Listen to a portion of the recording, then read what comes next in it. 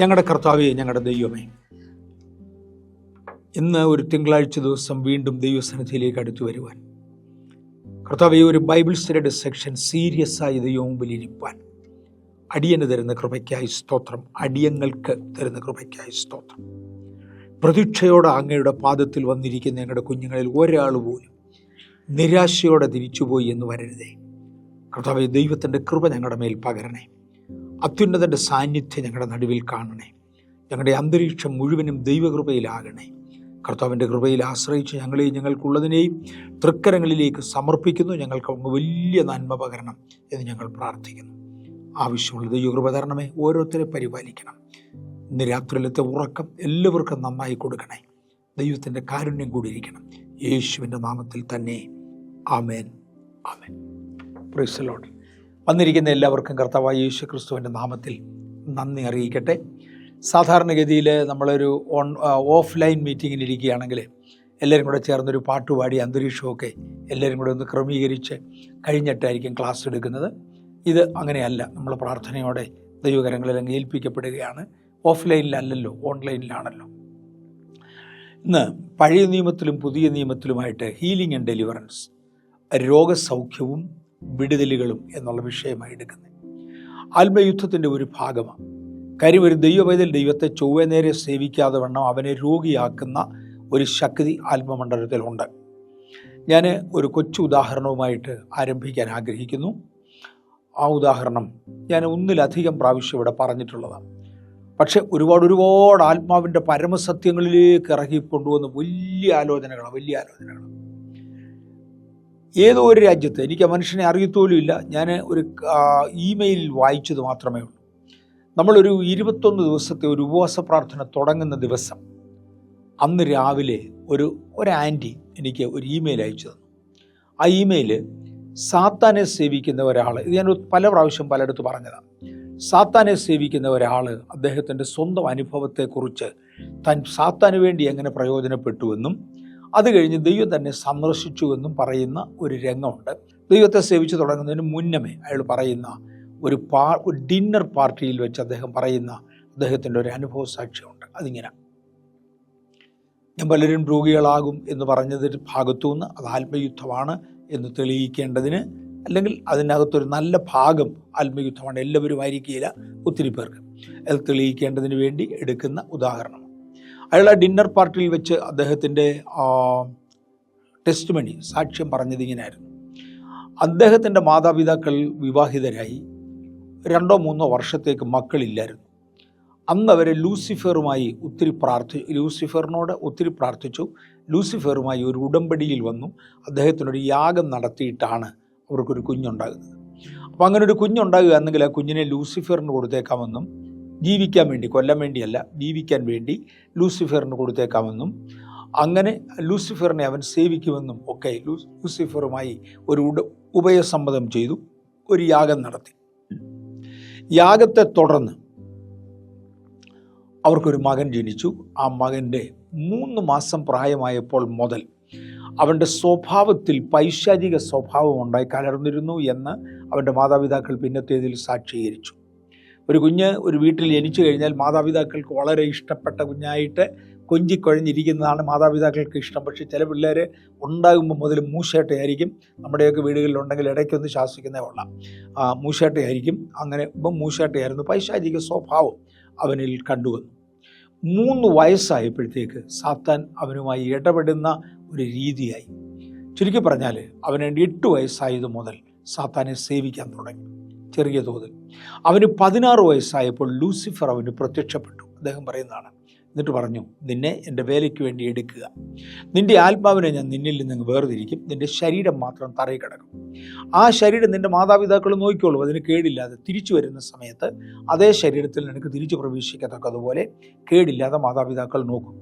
ഈ ആശയം കേവലം ഞാൻ അവിടുന്ന് കേട്ടതല്ല, ഡയറക്റ്റ് എൻ്റെ മുഖത്ത് നോക്കി ആളുകൾ പറഞ്ഞിട്ടുണ്ട്. ഞാൻ ഓർക്കുന്നുണ്ട്, ഒരിക്കൽ ഗുജറാത്തിൽ വെച്ച് ഒരു മനുഷ്യനുമായി കാണുമ്പോൾ ഇതുപോലെ പൈശാചിക ശക്തികളാൽ ആവാഹിക്കപ്പെടുന്ന ഒരു മനുഷ്യനുമായി നേരിട്ട് കാണുമ്പോൾ വലിയൊരു മീശയൊക്കെ താടിയുമൊക്കെ വളർത്തി ഈ മനുഷ്യന് വരിക. അപ്പോൾ അയാളുമായിട്ട് സംസാരിക്കുമ്പോൾ അയാൾ പറഞ്ഞു, അയാൾ പൂജാവേളകളിൽ അല്ലെങ്കിൽ ഓരോ പൂജകൾക്ക് ശേഷം ശരീരത്തിൻ്റെ വെളിയിലിറങ്ങി ആത്മാവ് സഞ്ചരിക്കാൻ വേണ്ടി ശരീരം വെളിയിലിട്ടേച്ച് ശരീരത്തിൻ്റെ വെളിയിൽ പോകും. അങ്ങനെ പോകുമ്പോൾ ആളുകളോട് പറഞ്ഞ് ഏൽപ്പിച്ചേക്കും, തൻ്റെ ശരീരം നോക്കിക്കോണം, ഇത് കേടുവരുത്തരുത്. അയാൾ തന്നെ പറഞ്ഞത്, ചില സമയത്ത് ഇങ്ങനെ ശരീരത്തിൻ്റെ വെളിയിലേക്ക് പോയി ശവം തന്നെ കിടക്കുമ്പോൾ ചിലർ വന്ന് ചത്തുപോയതാണെന്ന് ഓർക്കും. ഇതൊരു ഗുരുവായിയാണ്. അപ്പോൾ ഈ ഗുരുവായത് കാരണം പലരും വളരെ സ്നേഹത്തോടെ വന്ന് ഇയാളുടെ നെഞ്ചത്ത് തലയിട്ട് അടിച്ച് കരയുന്ന സംഭവങ്ങളുണ്ടെന്ന് പറഞ്ഞു. പിന്നെ എഴുന്നേൽക്കുമ്പോൾ നല്ല നെഞ്ചിന് വേദന കാണും കുറച്ച് ദിവസത്തേക്ക്, അങ്ങനെയൊക്കെ ഉണ്ട്. ഓക്കെ, ഈ മനുഷ്യൻ തൻ്റെ 16-ാമത്തെ വയസ്സിൽ സാത്താൻ വന്ന് വെച്ച് പറഞ്ഞു, നിൻ്റെ ആത്മാവിനെ ഞാൻ തൽക്കാലത്തേക്ക് എടുക്കുകയാണ്, നിൻ്റെ ബോഡി മാതാപിതാക്കൾ നോക്കിക്കോളും, അത് വീട്ടിൽ കിടക്കുമെന്ന് പറഞ്ഞു. ഇവനെ അന്തരീക്ഷത്തിൽ കൊണ്ട് നിർത്തിയിട്ട് അവനോട് പറഞ്ഞു, നീ ക്രിസ്ത്യാനികൾ പ്രാർത്ഥിക്കാതെ വണ്ണം സൂക്ഷിച്ചോണം. എല്ലാവരുടെയും പ്രാർത്ഥനയൊന്നും സ്വർഗത്തിൽ കയറത്തില്ല. അതുകൊണ്ട് സാധാരണക്കാരൻ പ്രാർത്ഥിച്ചാൽ അതിനകത്ത് ലൂസിഫറിന് വലിയ പേടിയില്ല, ഇല്ലെന്നല്ല, എന്നാലും വലിയ പേടിയില്ല. എന്നാൽ ചിലരുടെ പ്രാർത്ഥിച്ചാൽ ഉടൻ സ്വർഗത്തിൽ പോകും. അങ്ങനെ ദൈവസ്ഥാനത്തിൽ പോയാൽ ലൂസിഫറിന് കേടുണ്ടാക്കും. അങ്ങനെ പ്രാർത്ഥിക്കുന്ന ചിലരുണ്ട്. അതുകൊണ്ട് അങ്ങനെയുള്ളവരെ പ്രാർത്ഥിക്കാതെ വണ്ണം തടയുക എന്നതായിരുന്നു ഇവൻ്റെ ജോലി എന്ന് പറഞ്ഞു. അതിന് ഇവൻ എന്തൊക്കെയാണ് ചെയ്യുന്നത്? അവൻ പറഞ്ഞു, മനുഷ്യാത്മാവാകുന്ന എനിക്ക് അധികാരമുണ്ട്. പക്ഷേ ഈ പൈശാചിക ശക്തികളുടെ ആത്മാക്കൾ, ലൂസിഫറിൻ്റെ ആത്മാക്കൾ ഒരുപാടെണ്ണത്തെ എനിക്ക് അസിസ്റ്റ് ചെയ്യാൻ തരും. അവയ്ക്ക് അധികാരമില്ല, അവയ്ക്ക് ശക്തിയേ ഉള്ളൂ.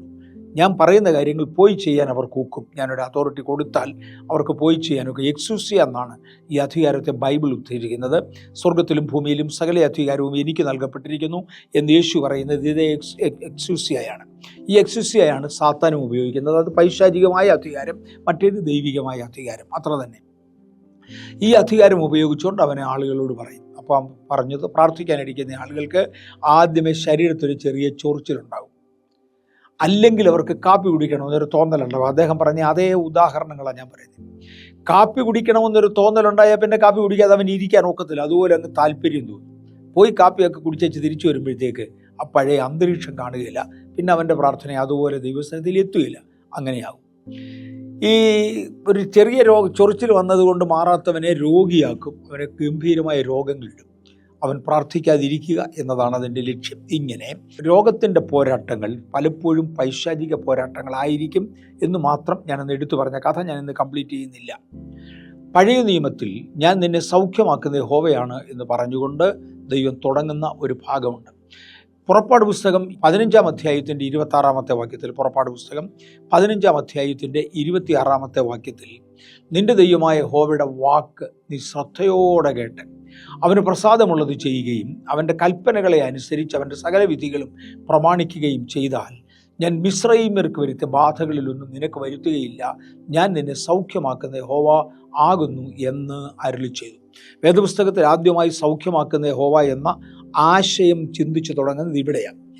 ഞാൻ നിന്നെ സൗഖ്യമാക്കുന്ന യഹോവയാകുന്നു, മിസ്രയീമ്യർക്ക് വരുത്തിയ ബാധകളിൽ ഒന്നും ഞാൻ നിനക്ക് വരുത്തുകയില്ല എന്ന് യഹോവ തൻ്റെ ഇസ്രായേൽ ജനത്തോട് പറയുകയാണ്. ഇത് മാറായിൽ വെച്ച് നടക്കുന്ന സംഭവമാണ്. പുറപ്പാട് പുസ്തകം 15-ാം അധ്യായം മാറായിലെത്തും. മാറായിൽ വെച്ച് നടക്കുന്ന സംഭവമാണിത്. മാറായിൽ അവർക്ക് പറ്റിയത്, അവരെ കുറച്ച് ദിവസങ്ങൾ വെള്ളമില്ലാതെ നടന്ന ശേഷം മാറായിൽ വെച്ച് അവർക്ക് വെള്ളം കിട്ടി. പക്ഷേ മാറായിലെ വെള്ളം കയ്പുള്ളതായിരുന്നു. അതുകൊണ്ട് ജനം മോശയ്ക്ക് നേരെ പിറുപിറുത്തു ഭയങ്കരമായിട്ട്. അത് കഴിഞ്ഞിട്ടുടനെ ദൈവം മോശയ്ക്ക് ഒരു വൃക്ഷക്കമ്പ് കാണിച്ചു കൊടുത്തു. ആ വൃക്ഷക്കമ്പ് വെട്ടി വെള്ളത്തിലിട്ടു. വെള്ളം മധുരമായി തീർന്നു. സത്യത്തിൽ പഴയ നിയമം എന്ന് പറയുന്നത് നിഴലും പുതിയ നിയമം എന്ന് പറയുന്നത് പൊരുളുമാണ്. നമ്മളിന്ന് ബൈബിൾ പഠിക്കാനിരിക്കുന്നത് കൊണ്ട് അല്പം കൂടെ നിഴലും പൊരുളും തിരിച്ച് ഒന്ന് ചിന്തിക്കുന്നത് കൊള്ളാം എന്നെനിക്ക് തോന്നുന്നു. ഈ കർത്താവായ യേശു ക്രിസ്തുവിനെയാണ് ഈ വൃക്ഷം നിഴലായി ചിത്രീകരിക്കുന്നത്. മോശയ്ക്ക് ദൈവം ഒരു വൃക്ഷം കാണിച്ചു കൊടുത്തു. അതിൻ്റെ കമ്പ് വെട്ടി വെള്ളത്തിലേക്ക് ഇട്ടു. വെള്ളത്തിലേക്ക് ഇട്ടതോടുകൂടെ വെള്ളത്തിൻ്റെ കയ്പ് മാറി. പിതാവായ ദൈവം ലോകത്തിൻ്റെ കയ്പ് മാറ്റേണ്ടതിന് തൻ്റെ പുത്രനെ ലോകത്തിലേക്ക് അയച്ച സംഭവത്തോട് ഇതിനെ ഉപമിക്കാം. അങ്ങനെ ആ വെള്ളത്തിൻ്റെ കയ്പ് മാറി. വെള്ളത്തിൻ്റെ കയ്പ് മാറിക്കഴിഞ്ഞ ശേഷം ദൈവം ആ ജനത്തോട് കൊടുക്കുന്ന ഒരു പ്രമാണമാണ്, ഒരു സത്യമാണിത്. നിൻ്റെ ദൈവമായ യഹോവയുടെ വാക്ക് നീ ശ്രദ്ധയോടെ കേട്ട് അവന് പ്രസാദമുള്ളത് ചെയ്യുകയും. ഞാനിവിടെ ഈ വാചകങ്ങളിൽ ഒന്ന് നിന്ന് പോട്ടെ. നിൻ്റെ ദൈവമായ യഹോവയുടെ വാക്ക് നീ ശ്രദ്ധയോടെ കേട്ട്. ആ പദത്തിന് വലിയ അർത്ഥമാണ്, ശ്രദ്ധ വെച്ച് കേൾക്കുക. ഒരുപാടിടങ്ങളിൽ കർത്താവ് പറയുന്നുണ്ട്, ശ്രദ്ധിച്ച് കേൾക്കണം. പലരും പല കാര്യങ്ങളും കേട്ടാലും പകുതി കേൾക്കും, പകുതി കേൾക്കത്തില്ല. അത് വേണ്ടതുപോലെ ചെയ്യാൻ അവരെ കൊണ്ട് ഒക്കാതെ വരും, മനസ്സിലാകാതെ വരും. അങ്ങനെയൊക്കെ ഉള്ളത് കൊണ്ട് ദൈവം സംസാരിക്കുമ്പോൾ ശ്രദ്ധ വെച്ച് കേൾക്കണം. ഞാൻ ആ ശ്രദ്ധ വെച്ച് കേൾക്കുന്നതിനെക്കുറിച്ച് പറയാൻ ആഗ്രഹിക്കുന്നു. ഞാൻ സ്കൂളിൽ പഠിക്കുന്ന കാലത്ത്, ചെറിയ കാലത്ത്, എനിക്ക് ആക്ച്വലി വീട്ടിൽ വന്നു കഴിഞ്ഞാൽ തിരിച്ച് എൻ്റെ ലെസൺസ് ഒന്ന് നോക്കാനോ നോട്ട്ബുക്ക് ഒന്ന് നോക്കാനോ, നോട്ട്ബുക്ക് എനിക്കൊന്നുള്ളൂ, ഒന്നുമുള്ള സമയം പ്രോപ്പറായിട്ടില്ല. അതുകൊണ്ട് ക്ലാസ്സിലിരിക്കുമ്പോൾ ഞാൻ ഭയങ്കര ശ്രദ്ധയായിരുന്നു. ക്ലാസ്സിൽ ശ്രദ്ധിച്ചിരിക്കുന്നതുകൊണ്ട് എനിക്ക് ഓൾമോസ്റ്റ് 100% മനസ്സിലാകുമായിരുന്നു. പരീക്ഷാ ഹാളിൽ ചെല്ലുമ്പോൾ അധ്യാപകൻ വന്ന് നിൽക്കുന്നതും പഠിപ്പിക്കുന്നതും എല്ലാം എൻ്റെ ഓർമ്മയിൽ വരും, വാചകങ്ങൾ ഓർമ്മയിൽ വരും. കാരണം ഞാൻ ശ്രദ്ധയോടെ കേട്ടതാണ്. ശ്രദ്ധയോടെ കേൾക്കുന്ന പലരും ഇന്ന് ചർച്ചിലുണ്ട്. വർഷങ്ങൾ കഴിഞ്ഞ ശേഷം, 20 വർഷം, 30 വർഷം, ഇപ്പോൾ 50 വർഷം കഴിഞ്ഞ ശേഷം ആളുകൾ എൻ്റെ അടുക്ക് വന്ന് പറയുന്നുണ്ട്, ഇന്ന സ്ഥലത്ത് വെച്ച് ഇന്ന വർഷം, 50 വർഷത്തിന് മുമ്പേ പറഞ്ഞിരുന്ന കാര്യങ്ങളിലെ വാചകങ്ങൾ വരെ അവർ ഓർക്കുന്നുണ്ട്. ശ്രദ്ധയോടെ കേൾക്കുന്നവരുണ്ട്. അങ്ങനെ ശ്രദ്ധയോടെ കേൾക്കുന്നവരെ പരിശുദ്ധാത്മാവ് സഹായിക്കുകയും ചെയ്യും. നിന്റെ ദൈവമായ യഹോവയുടെ വാക്ക് നീ ശ്രദ്ധയോടെ കേട്ട് അവന് പ്രസാദമുള്ളത് ചെയ്യുകയും ദൈവത്തിന് പ്രസാദമുള്ളത് മാത്രം ചെയ്തു. ഈ ചിലർ പറയാറുണ്ട്, മറ്റാർക്കും കുഴപ്പമുള്ളതൊന്നും ഞാൻ ചെയ്യുന്നില്ല, മറ്റാർക്കും ഞാൻ ഒരു ദോഷവും ചെയ്യുന്നില്ല. മോനെ, അതല്ല നമ്മിൽ നിന്ന് പ്രതീക്ഷിക്കുന്നത് ദൈവത്തിന് പ്രസാദമുള്ളത് ചെയ്യാനാണ്. ഒരു കാര്യം ദൈവത്തിന് പ്രസാദമായിരിക്കാം, വേറൊന്നും അങ്ങനെ പ്രസാദം കാണുകയില്ല. രണ്ടുകൊണ്ടും ആർക്കും ദോഷമില്ല. അപ്പം ആർക്കും ദോഷമില്ലാത്ത കാര്യങ്ങൾ ചെയ്തു എന്നുള്ളതല്ല ദൈവം ആഗ്രഹിക്കുന്നത്. ദൈവത്തിന് പ്രസാദമുള്ളത് ചെയ്യാനാണ്. അവൻ്റെ പ്രസാദമുള്ളത് ചെയ്യുകയും അവൻ്റെ കൽപ്പനകളെ അനുസരിച്ച് അവൻ്റെ സകല വിധികളെയും പ്രമാണിക്കുകയും ചെയ്താൽ, ദൈവത്തിന് കൽപ്പന തന്നെയല്ല, വിധികളും ചട്ടങ്ങളും ഒക്കെ ഉണ്ട്. കൽപ്പനകൾ അതിലെ ഏറ്റവും പ്രധാനപ്പെട്ടതാണ്, വിധികൾ അതിൻ്റെ താഴെയുള്ളതാണ്. രണ്ട് കാര്യങ്ങൾ ഒരുപോലെ വരുമ്പോഴാണ് ഇന്നത് നല്ലത്, ഇന്നത് തീയത് എന്ന് ഒരു വിധി വരുന്നത്. അവൻ്റെ വിധികൾ പ്രമാണിക്കുകയും, 3, അവൻ്റെ ചട്ടങ്ങൾ ആചരിക്കുകയും. ദൈവത്തിന് കുറേ ഫോർമാലിറ്റീസ് ഉണ്ട്, ചട്ടങ്ങൾ, കുറേ ഫോർമാലിറ്റീസ് ഉണ്ട്. ദൈവസന്നിധിയിൽ വരുമ്പോൾ ഇതാണ് നല്ലത്, ഇങ്ങനെയാണ് നല്ലത്. 2, എസ്തേർ എന്ന് പറയുന്ന രാജകുമാരി രാജസന്നിധിയിലോട്ട് ചെല്ലുമ്പോൾ രാജാവിനെ പ്രസാദിപ്പിക്കാൻ ആവശ്യമുള്ള വസ്ത്രങ്ങൾ ധരിച്ചു. അവൾക്കെന്ന് വേണ്ടത് സത്യത്തിൽ രാജാവിനെ ആകർഷിക്കുക, രാജാവിനെ പ്രസാദിപ്പിക്കുക, രാജാവിനെ ആകർഷിക്കുക, രാജാവിൻ്റെ ശ്രദ്ധ അവളിലേക്ക് പിടിക്കുക. അതാണ് അവൾക്ക് വേണ്ടത്. അതിനുവേണ്ടി അവൾ രാജാവിൻ്റെ ശ്രദ്ധ ആകർഷിക്കുന്ന വസ്ത്രങ്ങൾ ധരിച്ചുകൊണ്ട് പോയി. പക്ഷേ ഹേഗായിയോട് ചോദിച്ചു മാത്രമേ ചെയ്തുള്ളൂ. ഹേഗായി എന്ന് പറയുന്നത് പരിശുദ്ധാത്മാവിന് നിഴലായി നിൽക്കുന്ന ആളാണ്. അദ്ദേഹം പറയുന്നത് മാത്രമേ ചെയ്തുള്ളൂ. അവൻ്റെ സകല കൽപ്പനകളും വിധികളും പ്രമാണിക്കുകയും ചെയ്താൽ ഞാൻ മിസ്രയീമ്യർക്ക് വരുത്തിയ ബാധകളിലൊന്നും നിനക്ക് വരുത്തുകയില്ല. നിനക്ക് ബാധയൊന്നും വരത്തില്ലെന്നല്ല പറഞ്ഞത്, മിസ്രയീമ്യർക്ക് വരുത്തിയ ബാധകൾ അവരെ നശിപ്പിക്കാൻ വേണ്ടിയാണ്, അവരെ കറക്റ്റ് ചെയ്യാൻ വേണ്ടിയല്ല. ഇതൊരു വലിയ കാര്യമാണ്. ദൈവം പലപ്പോഴും പല ശിക്ഷയും അയക്കുന്നത് കറക്റ്റ് ചെയ്യാൻ വേണ്ടിയാണ്. വേറെ ചില ശിക്ഷകൾ അയക്കുന്നത് നശിപ്പിക്കാൻ വേണ്ടിയാണ്. ഞാൻ മിസ്രയീമ്യർക്ക് വരുത്തിയ ബാധകളിലൊന്നും നിനക്ക് വരുത്തത്തില്ല. നിന്നെ ബാലശിക്ഷ തന്ന് അപ്പൻ മക്കളെ ശിക്ഷിച്ച് വളർത്തുന്നത് പോലെ ഞാൻ നിന്നെ ശിക്ഷിക്കും, എങ്കിലും മിസ്രയീമ്യർക്ക് വരുത്തിയ ബാധകളിൽ ഒന്നും നിനക്ക് വരുത്തുകയില്ല. ചില കുഞ്ഞുങ്ങളെ മാതാവോ പിതാവോ അടിച്ചെന്ന് വരും. പക്ഷേ അവരെ അടിക്കുന്നവരെ കറക്റ്റ് ചെയ്യാൻ വേണ്ടി, ഒരിക്കലും കൊല്ലാൻ വേണ്ടിയല്ല. പക്ഷേ പലരും ക്രിസ്ത്യാനികളായി എന്ന കാരണത്താൽ അക്രൈസ്തവരായ ആളുകൾ, മത തീവ്രവാദികളായ ആളുകൾ അവരെ തല്ലിക്കൊല്ലുന്ന ചരിത്രം ഇന്നുണ്ട്. പേപ്പട്ടിയെ കണ്ടാൽ തല്ലിക്കൊല്ലുകയുള്ളൂ. അതിനെ ഒന്ന് സ്നേഹിച്ച് ഓമനിച്ച് പിള്ളേരെ തല്ലുന്നവരെ തല്ലുകയല്ല, അതിനെ കൊല്ലാൻ വേണ്ടിയാണ്. ഞാൻ മിസ്രയീമ്യർക്ക് ബാധകൾ വരുത്തിയവരെ നശിപ്പിക്കാൻ വേണ്ടിയാണ്. മിസ്രയീമിൻ്റെ ശക്തി നശിപ്പിച്ച് ക്ഷയിപ്പിച്ച് നിങ്ങളെ പുറത്തെടുക്കാൻ വേണ്ടിയാണ് ഞാൻ മിസ്രയീമ്യർക്ക് ബാധ വരുത്തിയത്. Price the Lord. ദൈവജനത്തോട് ദൈവത്തിന് പറവാനുള്ളത്, ഞാൻ മിസ്രയീമ്യർക്ക് വരുത്തിയ ബാധകളിലൊന്നും നിനക്ക് വരുത്തുകയില്ല. അടുത്തത്, ഞാൻ നിന്നെ സൗഖ്യമാക്കുന്ന യഹോവയാകുന്നു എന്ന് അരുളി ചെയ്തു. നമ്മൾ വായിക്കുന്നത് പുറപ്പാട് പുസ്തകം 15-ാം അധ്യായത്തിൻ്റെ 26-ാമത്തെ വാക്യമാണ്. നിനക്കിനി ഒരു രോഗം വന്നാൽ, രോഗം വരും. ഞാൻ പറഞ്ഞില്ല, പൈശാചിക ശക്തികൾ രോഗം വരും, പോരാട്ടത്താൽ രോഗം വരും, പ്രകൃതിയുടെ നിയമങ്ങളെ ഖണ്ഡിച്ചാൽ രോഗം വരും. പ്രകൃതിയുടെ നിത്യനിയമങ്ങളെ ഖണ്ഡിക്കുന്നവൻ രോഗം വരും, അവനും രോഗിയായി തീരും. അത് ദൈവത്തിങ്കിൽ നിന്നല്ല, പിശാചിങ്കിൽ നിന്നുമല്ല, പ്രകൃതി നിയമത്തെ ലംഘിച്ചതാണ്. ചിലരെ ഒത്തിരി വെയിൽ കൊണ്ടാൽ അവർക്ക് തലവേദന ഉണ്ടാകും, ചിലരെ മഴ നനഞ്ഞാൽ അവർക്ക് പനി ഉണ്ടാകും. എനിക്കിത് രണ്ടുമില്ല, എന്നാൽ ചിലർക്ക് അങ്ങനെ ഉണ്ടാകും. അങ്ങനെ പ്രകൃതി നിയമത്തെ ലംഘിച്ചാൽ ഉണ്ടാകുന്ന രോഗമുണ്ട്. എങ്ങനെയെങ്കിലും രോഗിയായാൽ ഞാൻ നിന്നെ സൗഖ്യമാക്കുന്ന യഹോവ. രോഗശാന്തിയെ കുറിക്കുന്ന, വിടുതലിനെ കുറിക്കുന്ന ഒന്നാമത്തെ പ്രമാണം പഴയ നിയമസഭയോട് ഇത്രയും വ്യക്തമായി കൊടുക്കുന്ന ഒന്നാമത്തെ വാക്യമാണ് വേദപുസ്തകത്തിൽ. പുറപ്പാട് പുസ്തകം 15-ാം അധ്യായം 26-ാമത്തെ വാക്യം. മാറായിൽ വെച്ച് കൊടുക്കുന്നതായ നിന്റെ ദൈവമായ യഹോവയുടെ വാക്ക് നീ ശ്രദ്ധയോടെ കേട്ട് അവന് പ്രസാദമുള്ളത് ചെയ്യുകയും അവൻ്റെ കൽപ്പനകളെ അനുസരിച്ച് അവൻ്റെ സകല പ്രവൃത്തികളും വിധികളും പ്രമാണിക്കുകയും ചെയ്താൽ, ഒന്ന്, കൽപ്പനകളും വിധികളും പ്രമാണിക്കണം. 2, വാക്ക് കേട്ട് അതുപോലെ ക്രിയകളാകണം. നമ്മുടെ ക്രിയകൾ അതുപോലെ അത് ചെയ്താൽ മിസ്രയീമ്യർക്ക് വരുത്തിയ ബാധകൾ ഞാൻ നിനക്ക് വരുത്തത്തില്ല. കാര്യം നീ എൻ്റെ സ്വന്തം ജനമാണ്. നിന്നെ നശിപ്പിക്കാൻ വേണ്ടി ബാധകൾ അയക്കത്തില്ല. മാത്രമല്ല, ഏതെങ്കിലും പോരാട്ടത്താൽ, ഏതെങ്കിലും കാരണത്താൽ പ്രകൃതി നിയമത്തെ ലംഘിച്ചതിനാൽ സ്വാഭാവികമായി വന്നുപോയാൽ ഞാൻ നിന്നെ സൗഖ്യമാക്കുന്ന യഹോവയാകുന്നു എന്ന് അരുളി ചെയ്തു. സൗഖ്യമാക്കുന്നവനായ ദൈവം. വിടുതലുകളെക്കുറിച്ചുള്ള വേദപുസ്തകത്തിലെ പഴയ നിയമത്തിലെ ഒന്നാമത്തെ പ്രവചനം. ഈ പ്രവചനത്തിനായി സ്തോത്രം, ഈ വാക്കുകൾക്കായി സ്തോത്രം. ഇനി ഞാൻ പഴയ നിയമത്തിൽ തന്നെ ഏറ്റവും വലിയ ഒരു യാഗം നടത്തി. മഹാപാപ പരിഹാര വരിയല്ല ഞാൻ തൊടുന്നത്. അത് ദേവാലയത്തിൽ വെച്ച് മഹാപുരോഹിതൻ മാത്രം ആണ്ടിലൊരിക്കൽ നടത്തുന്ന ഒന്നാണ്.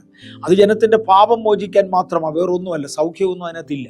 ജനത്തിൻ്റെ പാപം മോചിക്കാൻ വേണ്ടി മാത്രമായി ചെയ്യുന്ന ഒന്നാണ് മഹാപാപ പരിഹാര ബലി എന്നുള്ളത്. അത് വർഷത്തിൽ ഒരു പ്രാവശ്യം ചെയ്യണം. ഇത് ഒരു വലിയ യാഗം നടത്തി ഇസ്രായേലിന് വേണ്ടി. ഇസ്രായേൽ മിസ്രയീമിൽ നിന്ന് വന്ന ശേഷം ദൈവം ഒരു വലിയ യാഗം ഇസ്രായേലിന് വേണ്ടി നടത്തി ഇസ്രായേലുമായി നിയമം ചെയ്യാൻ വരിക. നമ്മുടെ ദൈവം പലപ്പോഴും നിയമം ചെയ്യാൻ വരുന്ന ദൈവമാണ്. യാഗങ്ങളിൽ പ്രസാദിച്ച് ദൈവം നിയമം ചെയ്യും. ഇന്ന് അധരഫലം എന്ന സ്തോത്രയാഗമാണ്. നമ്മുടെ ദൈവത്തിന് നന്മ ചെയ്യുന്നതും കൂട്ടായ്മ കാണിക്കുന്നതും യാഗങ്ങളാണ്.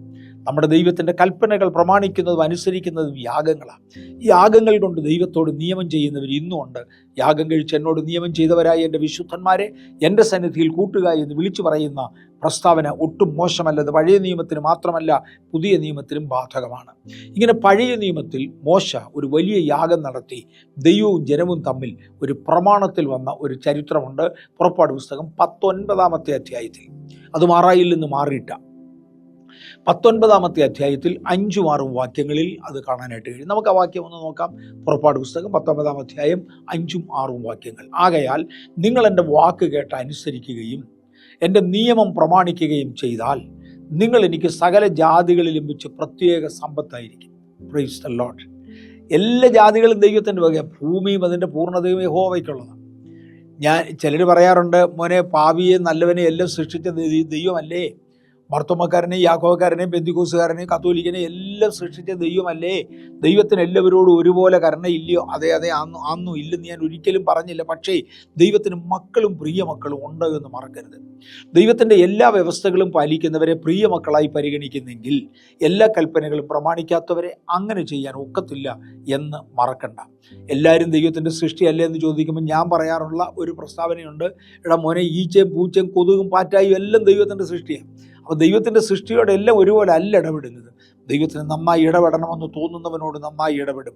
എനിക്ക് കരുണ തോന്നണമെന്നുള്ളവനോട് എനിക്ക് കരുണ തോന്നും. കൃപ കാണിക്കണമെന്നുള്ളവനോട് ഞാൻ കൃപ കാണിക്കും. അത് ദൈവത്തിൻ്റെ നീതിയാണ്, അത് ദൈവത്തിൻ്റെ പ്രത്യേകതയാണ്. ഓക്കെ, ദൈവത്തിൻ്റെ എല്ലാ കൽപ്പനകളും പ്രമാണിക്കുകയും ചെയ്താൽ നിങ്ങൾ സകല ജാതികളിലും വെച്ച് എനിക്ക് പ്രത്യേക സമ്പത്തായിരിക്കും. ഇന്ന് രാത്രിയിൽ ദൈവത്തിൻ്റെ പ്രത്യേക സമ്പത്തായിരിക്കാൻ കർത്താവ് നമ്മെ തിരഞ്ഞെടുക്കേണ്ടതിന് വേണ്ടി ദൈവത്തിൻ്റെ എല്ലാ കൽപ്പനയും പ്രമാണിക്കും എന്നൊരു തീരുമാനവും നമുക്കെടുക്കാം. ഞാൻ പറഞ്ഞതൊരു ബൈബിൾ സ്റ്റഡിയാണ്, അതുകൊണ്ട് അല്പം കൂടെ ആഴ്ത്തി പോകുന്നത് കൊള്ളാം. നമ്മുടെ കർത്താവായ യേശു ക്രിസ്തു പുതിയ നിയമത്തിൽ പറഞ്ഞപ്പോൾ പരിശുദ്ധാത്മാവിനെ കുറിച്ച് പറഞ്ഞു, നിങ്ങളോട് കൂടെ ഇരിക്കുന്ന പരിശുദ്ധാത്മാവ്, ഞാൻ പോയാൽ കാര്യസ്ഥനെ നിങ്ങളുടെ അടുക്കലയക്കും. കാര്യസ്ഥൻ എന്നേക്കും നിങ്ങളോട് കൂടെ ഇരിക്കും. കാര്യസ്ഥൻ കൂടെ ഇരുന്നാൽ അവൻ നിങ്ങളെ സകല സത്യത്തിലും വഴി നടത്തും. യോഹന്നാന്റെ സുവിശേഷത്തിൽ അധ്യായം ഞാൻ ഓർക്കുന്നില്ല, യേശു പറയുന്നൊരു പദപ്രയോഗമാണ്, ആത്മാവ് കൂടെ നടന്നാൽ. ആത്മാവിന് അനേക അനുഭവങ്ങളുണ്ട്. ഒന്ന്, ആത്മാവ് നമ്മുടെ ഉള്ളിലുണ്ട്. നിങ്ങളിൽ വസിക്കുന്ന തൻ്റെ ആത്മാവിനാൽ നിങ്ങളുടെ മർത്യശരീരങ്ങളെ ജീവിപ്പിക്കും എന്ന് വിശുദ്ധ പൗലോസിലൂടെ പരിശുദ്ധാത്മാവ് പറയുന്നുണ്ട്. അതെ, അങ്ങനെ ദൈവത്തിൻ്റെ ആത്മാവ് നമ്മുടെ ഉള്ളിൽ വസിക്കുന്നതിൻ്റെ ആത്മാവിനാൽ നമ്മുടെ മർത്യശരീരങ്ങളെ ഉയർപ്പിക്കും. ഞാൻ യേശുവിനെ രക്ഷിതാവായി സ്വീകരിച്ച അന്ന്, ദൈവവും ഞാനും കൊണ്ടുള്ള ബന്ധം യഥാർത്ഥമായ അന്ന് എൻ്റെ ഉള്ളിൽ വന്നതാ പരിശുദ്ധാത്മാവ്. ജീവൻ്റെ പുസ്തകത്തിൽ നിന്ന് പേര് വെട്ടിക്കളയാതെ ദൈവകൃപയിൽ നിൽക്കുന്ന ദൈവവൈദ്യനെ, അങ്ങനെ രക്ഷിക്കപ്പെട്ടവർ മുഴുവനും സ്വർഗത്തിൽ പോകും. ആത്മാവ് നമ്മെ ഉയർപ്പിക്കും. നമ്മുടെ ഉള്ളിൽ വസിക്കുന്ന ആത്മാവ് നമ്മെ ഉയർപ്പിക്കും. 2, ആത്മാവ് കൂടെ നടന്നാൽ. യേശു പറഞ്ഞാൽ പോയാൽ ആത്മാവിനെ നിങ്ങളുടെ അടുക്കലയക്കും. അവൻ എന്നേക്കും നിങ്ങളോട് കൂടെ ഇരിക്കും. എല്ലാ നാളിലും എല്ലായ്പ്പോഴും നിങ്ങളോട് കൂടെ ഇരിക്കുകയും സകല സത്യത്തിലും നിങ്ങളെ വഴി നടത്തുകയും ചെയ്യും. ചിലർ ചുരുക്കം സത്യത്തെ വരത്തുള്ളൂ, മുഴു സത്യത്തിൽ വരത്തില്ല. പക്ഷെ ആത്മാവ് കൂടെ ഉണ്ടെങ്കിൽ സകല സത്യത്തിലും വഴി നടത്തും. കൂടുതൽ സത്യങ്ങളിലേക്ക് ഇറങ്ങത്തക്കവണ്ണം ആത്മാവുമായുള്ള ബന്ധം സൂക്ഷിക്കുന്നവർക്കായി ഞാൻ കർത്താവിനെ വാഴ്ത്തുന്നു. കുറേ ബന്ധമൊക്കെ എനിക്ക് ആത്മാവുമായിട്ട് ലഭിച്ചു. ഇനി കുറേ ബന്ധം എനിക്ക് ലോകവുമായി വേണം. ഞാൻ ഈ ജഡപ്രകാരം ഭൂമിയിൽ ജീവിക്കുന്നത് കൊണ്ട് ലോകപ്രകാരം എനിക്ക് ഒത്തിരി ബന്ധം വേണം. മറ്റുള്ളവരെ പോലെ എനിക്കും ആകണം എന്നുള്ള തോന്നലൊക്കെ അനേകർക്കുണ്ട്. അങ്ങനെയുള്ളവരോട് ദൈവാത്മാവ് അധികം നടക്കാറില്ല, പല സത്യങ്ങളും വെളിപ്പെടുത്താറില്ല. ഈ ദൈവത്തിൻ്റെ ഒരു പ്രത്യേകത, ഒരു സത്യം വെളിപ്പെട്ട് കിട്ടിയാൽ അതിനകത്ത് നടക്കുന്നവനെ മാത്രമേ ദൈവം അടുത്ത സത്യം വെളിപ്പെടുത്തത്തുള്ളൂ. അബ്രഹാമിനോട് ഒരിക്കൽ ദൈവം പറഞ്ഞു, നീ സ്നേഹിക്കുന്ന നിന്റെ ഏകജാതനായ മകനെ ഇസഹാക്കിനെ തന്നെ മോറിയയുടെ പ്രദേശത്ത് കൊണ്ടുവന്ന് അവിടെ ഞാൻ നിന്നോട് കൽപ്പിക്കാൻ ഇരിക്കുന്ന ഒരു മലയിൽ അവനെ യാഗം കഴിക്കണം. ആ മോറിയയുടെ പ്രദേശത്ത് ചെല്ലുന്നത് വരെ ഏത് മലയാണെന്ന് ദൈവം കാണിച്ചു കൊടുക്കത്തില്ല. അവിടെ എത്തുന്നയാൽ മാത്രമേ കാണിച്ചു കൊടുക്കത്തുള്ളൂ. അവിടെ എത്തുമ്പോഴാണ് പറയുന്നത്, ഈ മലയിലോട്ട് കയറിക്കൂ. ആ മലയിൽ ആടും കയറിയിട്ടുണ്ട്.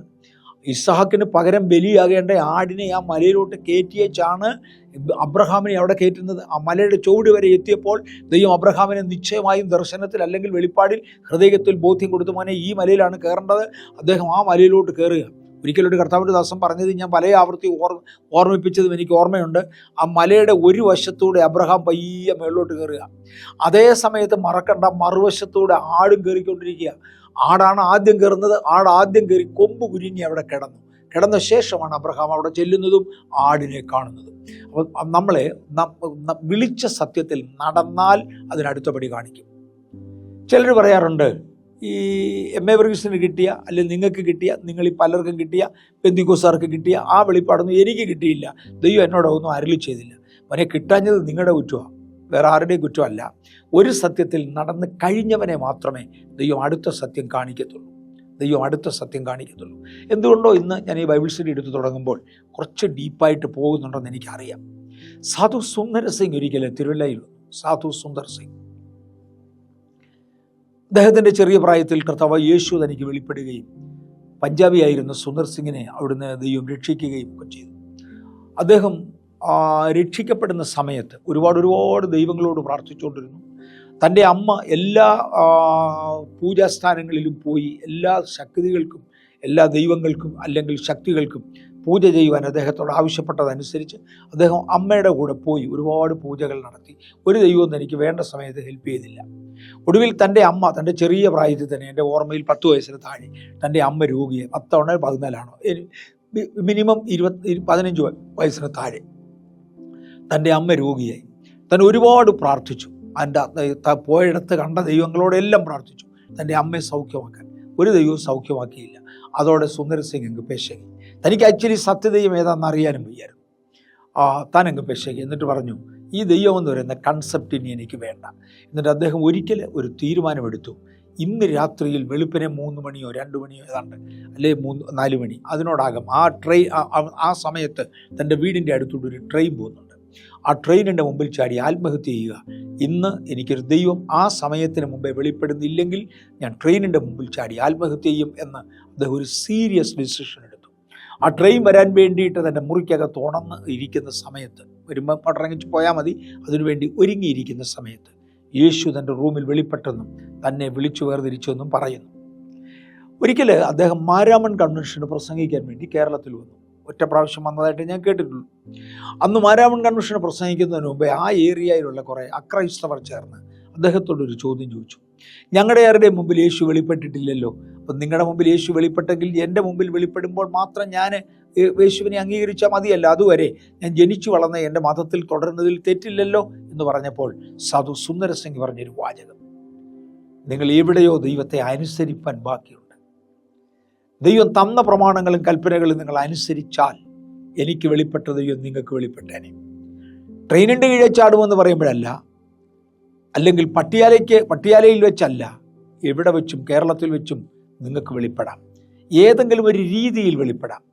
നിങ്ങൾ ഇതുവരെ കേട്ടതിനകത്ത് വിശ്വസ്തയോടെ ദൈവത്തെ സേവിച്ചാൽ അടുത്ത പടിയിലേക്ക് ദൈവം നടത്തും. ഓക്കെ, എൻ്റെ ആത്മാവ് നിൻ്റെ കൂടെ നടന്നാൽ സകല സത്യത്തിലും നിങ്ങളെ വഴി നടത്തും. അത് രണ്ടാമത്തേത്. മൂന്നാമത്തേത്, ഒരുവൻ്റെ മേൽ യഹോവയുടെ ആത്മാവ് വന്നു. പഴയ നിയമത്തിൻ്റെ പ്രമാണമാണ്. ഒരുവൻ്റെ മേൽ യഹോവയുടെ ആത്മാവ് വന്നു. ആരുടെയെങ്കിലും മേൽ യഹോവയുടെ ആത്മാവ് വന്നെങ്കിൽ അവൻ അസാമാന്യ ശക്തരായി മാറും. പലരുടെയും മേൽ യഹോവയുടെ ആത്മാവ് വന്നു. ഗിദെയോന്റെ മേൽ യഹോവയുടെ ആത്മാവ് വന്നു. അവൻ കയ്യിൽ ഒന്നുമില്ലാതിരിക്കെ തേണ്ടേ സിംഹത്തെ വലിച്ചു കീറി. ഗിദെയോന്റെ മേൽ യഹോവയുടെ ആത്മാവ് വന്നാൽ അവൻ ഫിലിസ്ത്യ സൈന്യത്തെ വെട്ടിക്കൊന്നു. അവൻ ചങ്ങലകളെയും കയറുകളെയും ഉരുമി ഉടച്ചു. യഹോവയുടെ ആത്മാവ് വന്നു കഴിഞ്ഞാൽ വലിയ ബലം അവൻ്റെ മേൽ വ്യാപരിച്ചു. ദാവീദിൻ്റെ മേൽ യഹോവയുടെ ആത്മാവ് വന്നു. പല പ്രവാചകന്മാരുടെ മേലും യഹോവയുടെ ആത്മാവ് വന്നു. അവർ പ്രവചിച്ചു. അസാമാന്യമായ വീര്യപ്രവർത്തികൾ ചെയ്യുവാൻ ഒരുവൻ്റെ മേൽ യഹോവയുടെ ആത്മാവ് വരും. കർത്താവ് യേശു ദേവാലയത്തിൽ കയറി നിന്നുകൊണ്ട് പറഞ്ഞു, പിതാവിനെ അഭിഷേകം ചെയ്തിരിക്കയാൽ അവൻ്റെ ആത്മാവ് എൻ്റെ മേലുണ്ട് വീര്യപ്രവർത്തികൾ ചെയ്യുവാൻ, രോഗികളെ സൗഖ്യമാക്കുവാൻ, ഭൂതങ്ങളെ പുറത്താക്കുവാൻ, സമുദ്രത്തെ ശാന്തമാക്കുവാൻ, മരിച്ച ലാസറിനെ ഉയർപ്പിക്കുവാൻ യഹോവയുടെ ആത്മാവ് എൻ്റെ മേലുണ്ട്. യഹോവയുടെ ആത്മാവ് ഒരുവൻ്റെ മേൽ വരും. ഭൂമിയൊക്കെയും എനിക്കുള്ളതല്ലോ, നിങ്ങൾ എനിക്കൊരു പുരോഹിത രാജ്യത്വവും വിശുദ്ധ ജനവുമാകും. നിങ്ങൾ എനിക്ക് പ്രത്യേക സമ്പത്തായിരിക്കും. ഭൂമിയൊക്കെയും എനിക്കുള്ളതാണ്. ഞാൻ അതിൽ നിങ്ങളെ ഏറ്റവും മാനിക്കും. നിങ്ങൾ എനിക്ക് പുരോഹിത രാജ്യത്വവും വിശുദ്ധ ജനവുമായിരിക്കും. ഇവ നീ ഇസ്രായേൽ മക്കളോട് പറയേണ്ടുന്ന വചനങ്ങളാകുന്നു. അങ്ങനെ മോശ ഇസ്രായേൽ ജനത്തോട് പറഞ്ഞു. പുറപ്പാട് പുസ്തകം 19-ാം അധ്യായം 5-6 വാക്യങ്ങളിൽ ഏതാണ് ഈ സാഹചര്യം?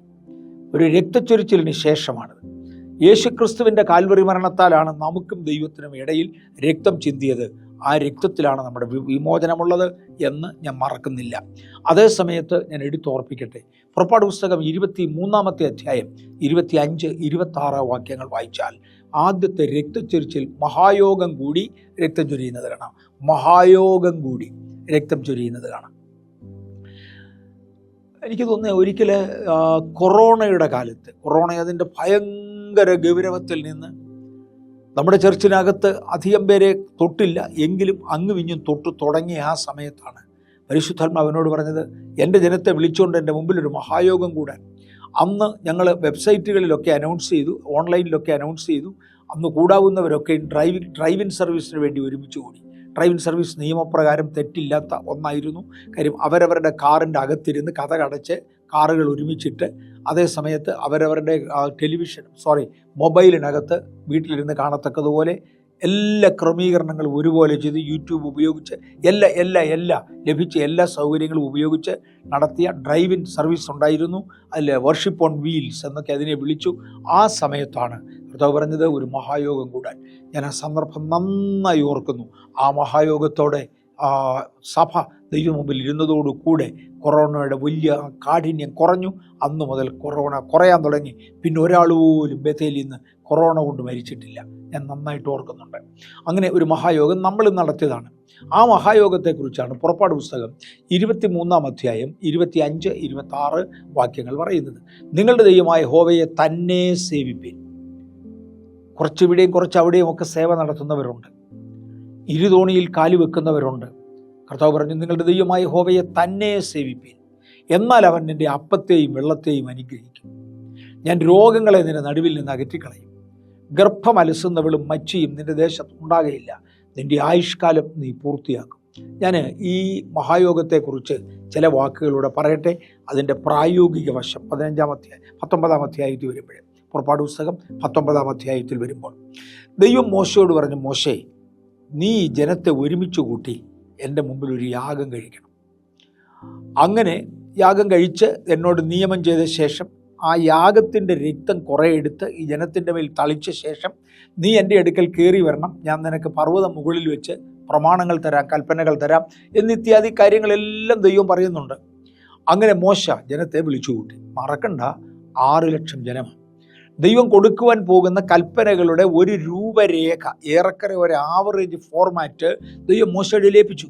മോശയോട് പറഞ്ഞു, ഇതൊക്കെയാണ് ഞാൻ നിന്നോട് പറയാൻ പോകുന്നത്.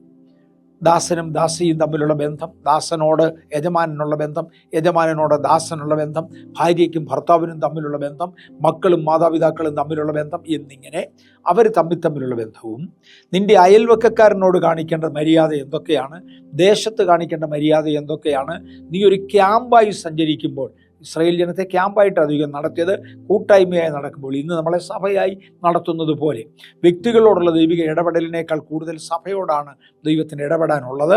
അങ്ങനെ സഭയായുള്ള ദൈവിക ഇടപെടൽ ഇതെല്ലാം കൂടെ കാണിക്കുന്നതാണ് ക്യാമ്പ്, ഇസ്രായേലിൻ്റെ ക്യാമ്പ്. ആ ക്യാമ്പിനകത്ത് എങ്ങനെ ഇടപെടണം, ഇതൊക്കെയാണ് ഞാൻ സംസാരിക്കാൻ പോകുന്നത്. ഈ കാര്യങ്ങളെല്ലാം നിങ്ങൾ ജനത്തോട് പറയാൻ പറഞ്ഞു. മോശ ജനത്തെ വിളിച്ചുകൂട്ടി. 6 ലക്ഷം കുടുംബങ്ങൾ ഒരു വശത്ത്, മറുവശത്ത് ഒരു കൊച്ചു മലയുടെ മണ്ടയ്ക്കോട്ട് മോശ കയറി നിന്നു. അത്രയും ശബ്ദമെടുത്ത് പറഞ്ഞാൽ കേൾക്കാം. വലിയൊരു പോയിൻ്റാണ് ഇതൊക്കെ. ഇന്നത്തെ ലോകമല്ലേ, എല്ലാം ചിന്തിക്കുന്നവരാണ്. അപ്പോൾ കേൾക്കാമോ എന്നുള്ളതൊന്ന് പറയാൻ കൊള്ളാം.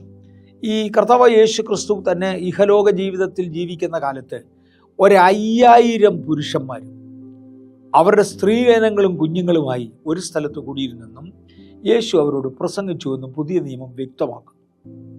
എൻ്റെ അകത്തും ഈ ചോദ്യം വന്നിട്ടുണ്ട്. 5000 കുടുംബങ്ങളെ ഒരുമിച്ചിരുത്തി കഴിഞ്ഞാൽ അവരോട് പറഞ്ഞ് കേൾപ്പിക്കാനും വേണ്ടിയുള്ള ശക്തി യേശുവിനുണ്ടോ? ഒരു മനുഷ്യനല്ലേ യേശു.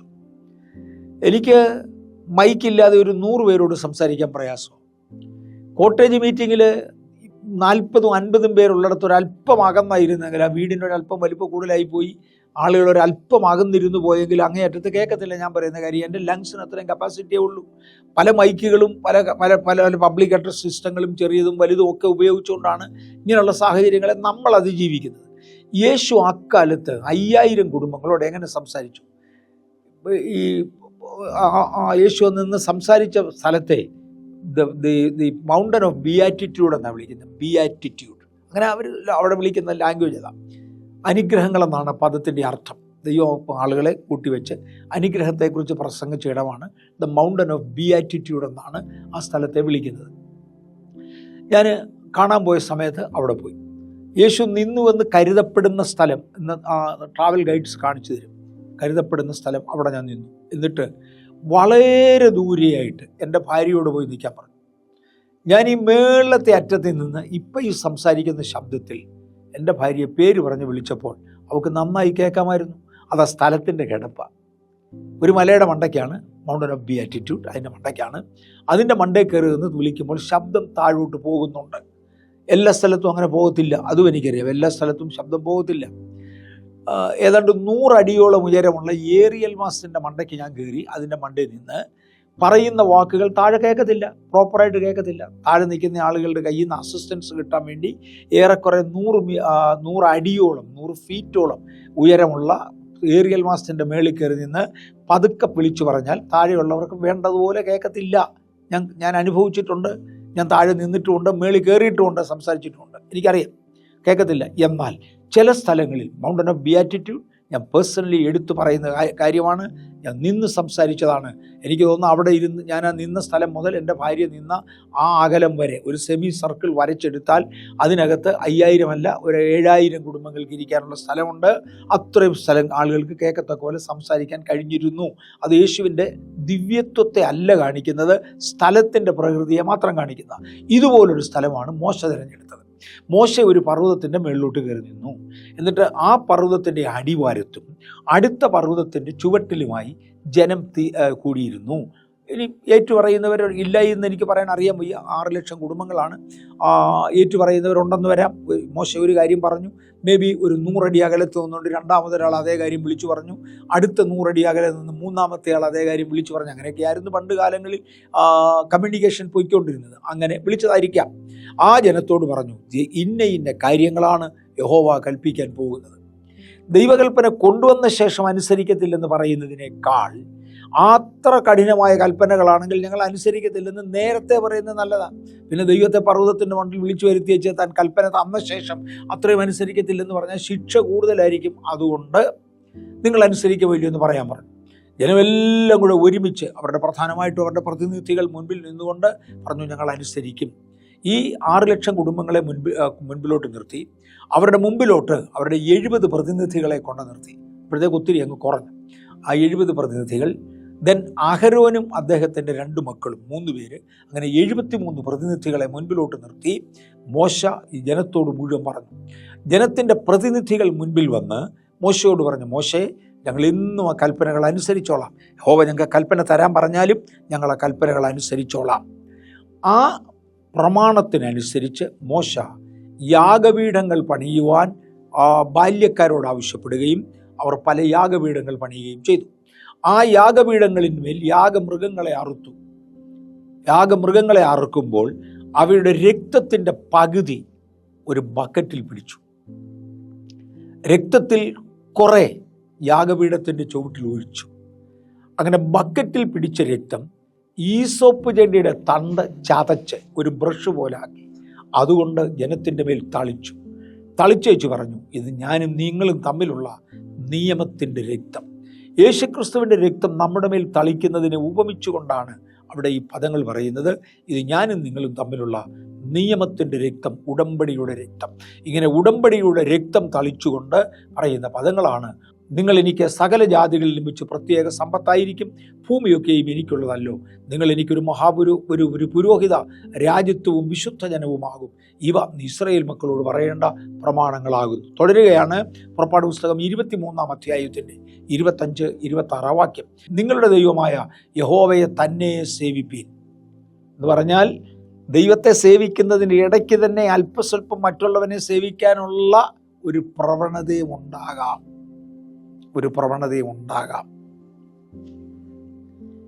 ഞാൻ അങ്ങ് പറയുന്നതിൽ തെറ്റില്ല. ഞാൻ ഓർക്കുന്നുണ്ട്, ഒരിക്കൽ ഒരു ദമ്പതികൾ വിവാഹിതരായി. ഒരാഴ്ച കഴിഞ്ഞപ്പോൾ അവരുടെ വീടിനകത്ത് ഭയങ്കര ശബ്ദവും ബഹളവും ഒക്കെ കേട്ടുകൊണ്ട്, എൻ്റെ ചെറുപ്പത്തിലാണ്, ഞാനും പോയ വഴിക്ക് അവിടെ നിന്നു. ഇതെന്നെ ഈ ബഹളമെന്ന് കേൾക്കാൻ വേണ്ടി പലരും നിന്നതുപോലെ ഞാൻ നിന്ന ഒരു ചെറിയ ആൾക്കൂട്ടം അവരുടെ വീടിൻ്റെ മുന്നിലായി. വീട്ടുകാരൻ വിശദീകരണവുമായി വെളിയിലിറങ്ങി വന്നു. വീട്ടുകാരനുണ്ട്, അദ്ദേഹത്തിൻ്റെ മകനുണ്ട്. വിശദീകരണവുമായി വെളിയിലിറങ്ങി വന്നു. പുതുതായി വിവാഹം കഴിച്ചു കൊണ്ടുവന്ന പെൺകുട്ടിയുടെ കയ്യിൽ പ്രതീക്ഷിക്കാത്ത ഏതോ ഒരു തുണി കണ്ടു, ഒരു തൂവാല കണ്ടു.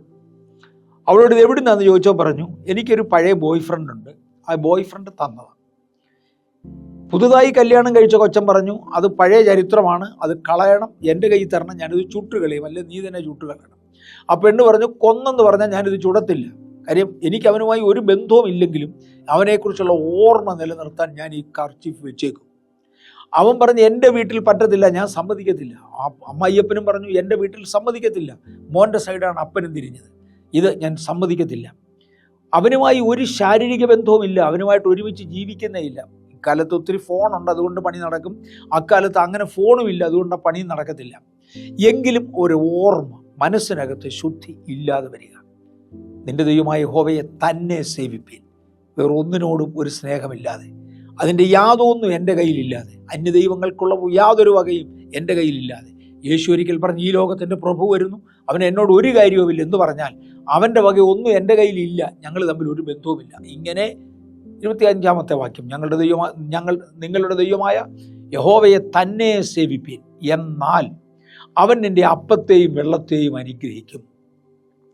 എൻ്റെ അപ്പത്തെയും വെള്ളത്തെയും അനുഗ്രഹിക്കും. ഇതിന് ഭയങ്കര അർത്ഥമാണ്. വെള്ളത്തെ അനുഗ്രഹിക്കുക എന്നുള്ള പദം ഒരു പക്ഷേ നമ്മൾ മുന്നോട്ട് വരുമ്പോൾ തൊടാം. അവൻ എൻ്റെ അപ്പത്തെയും വെള്ളത്തെയും അനുഗ്രഹിക്കും. കഴിക്കുന്ന ആഹാരം നിനക്ക് പുഷ്ടിയാകും, വസിക്കുന്ന വീട് നിനക്ക് അനുഗ്രഹമാണ്. അവൻ എൻ്റെ അപ്പത്തെയും വെള്ളത്തെയും അനുഗ്രഹിക്കും. പലരുടെയും വീടുകൾ അവർക്കൊരനുഗ്രഹമല്ല.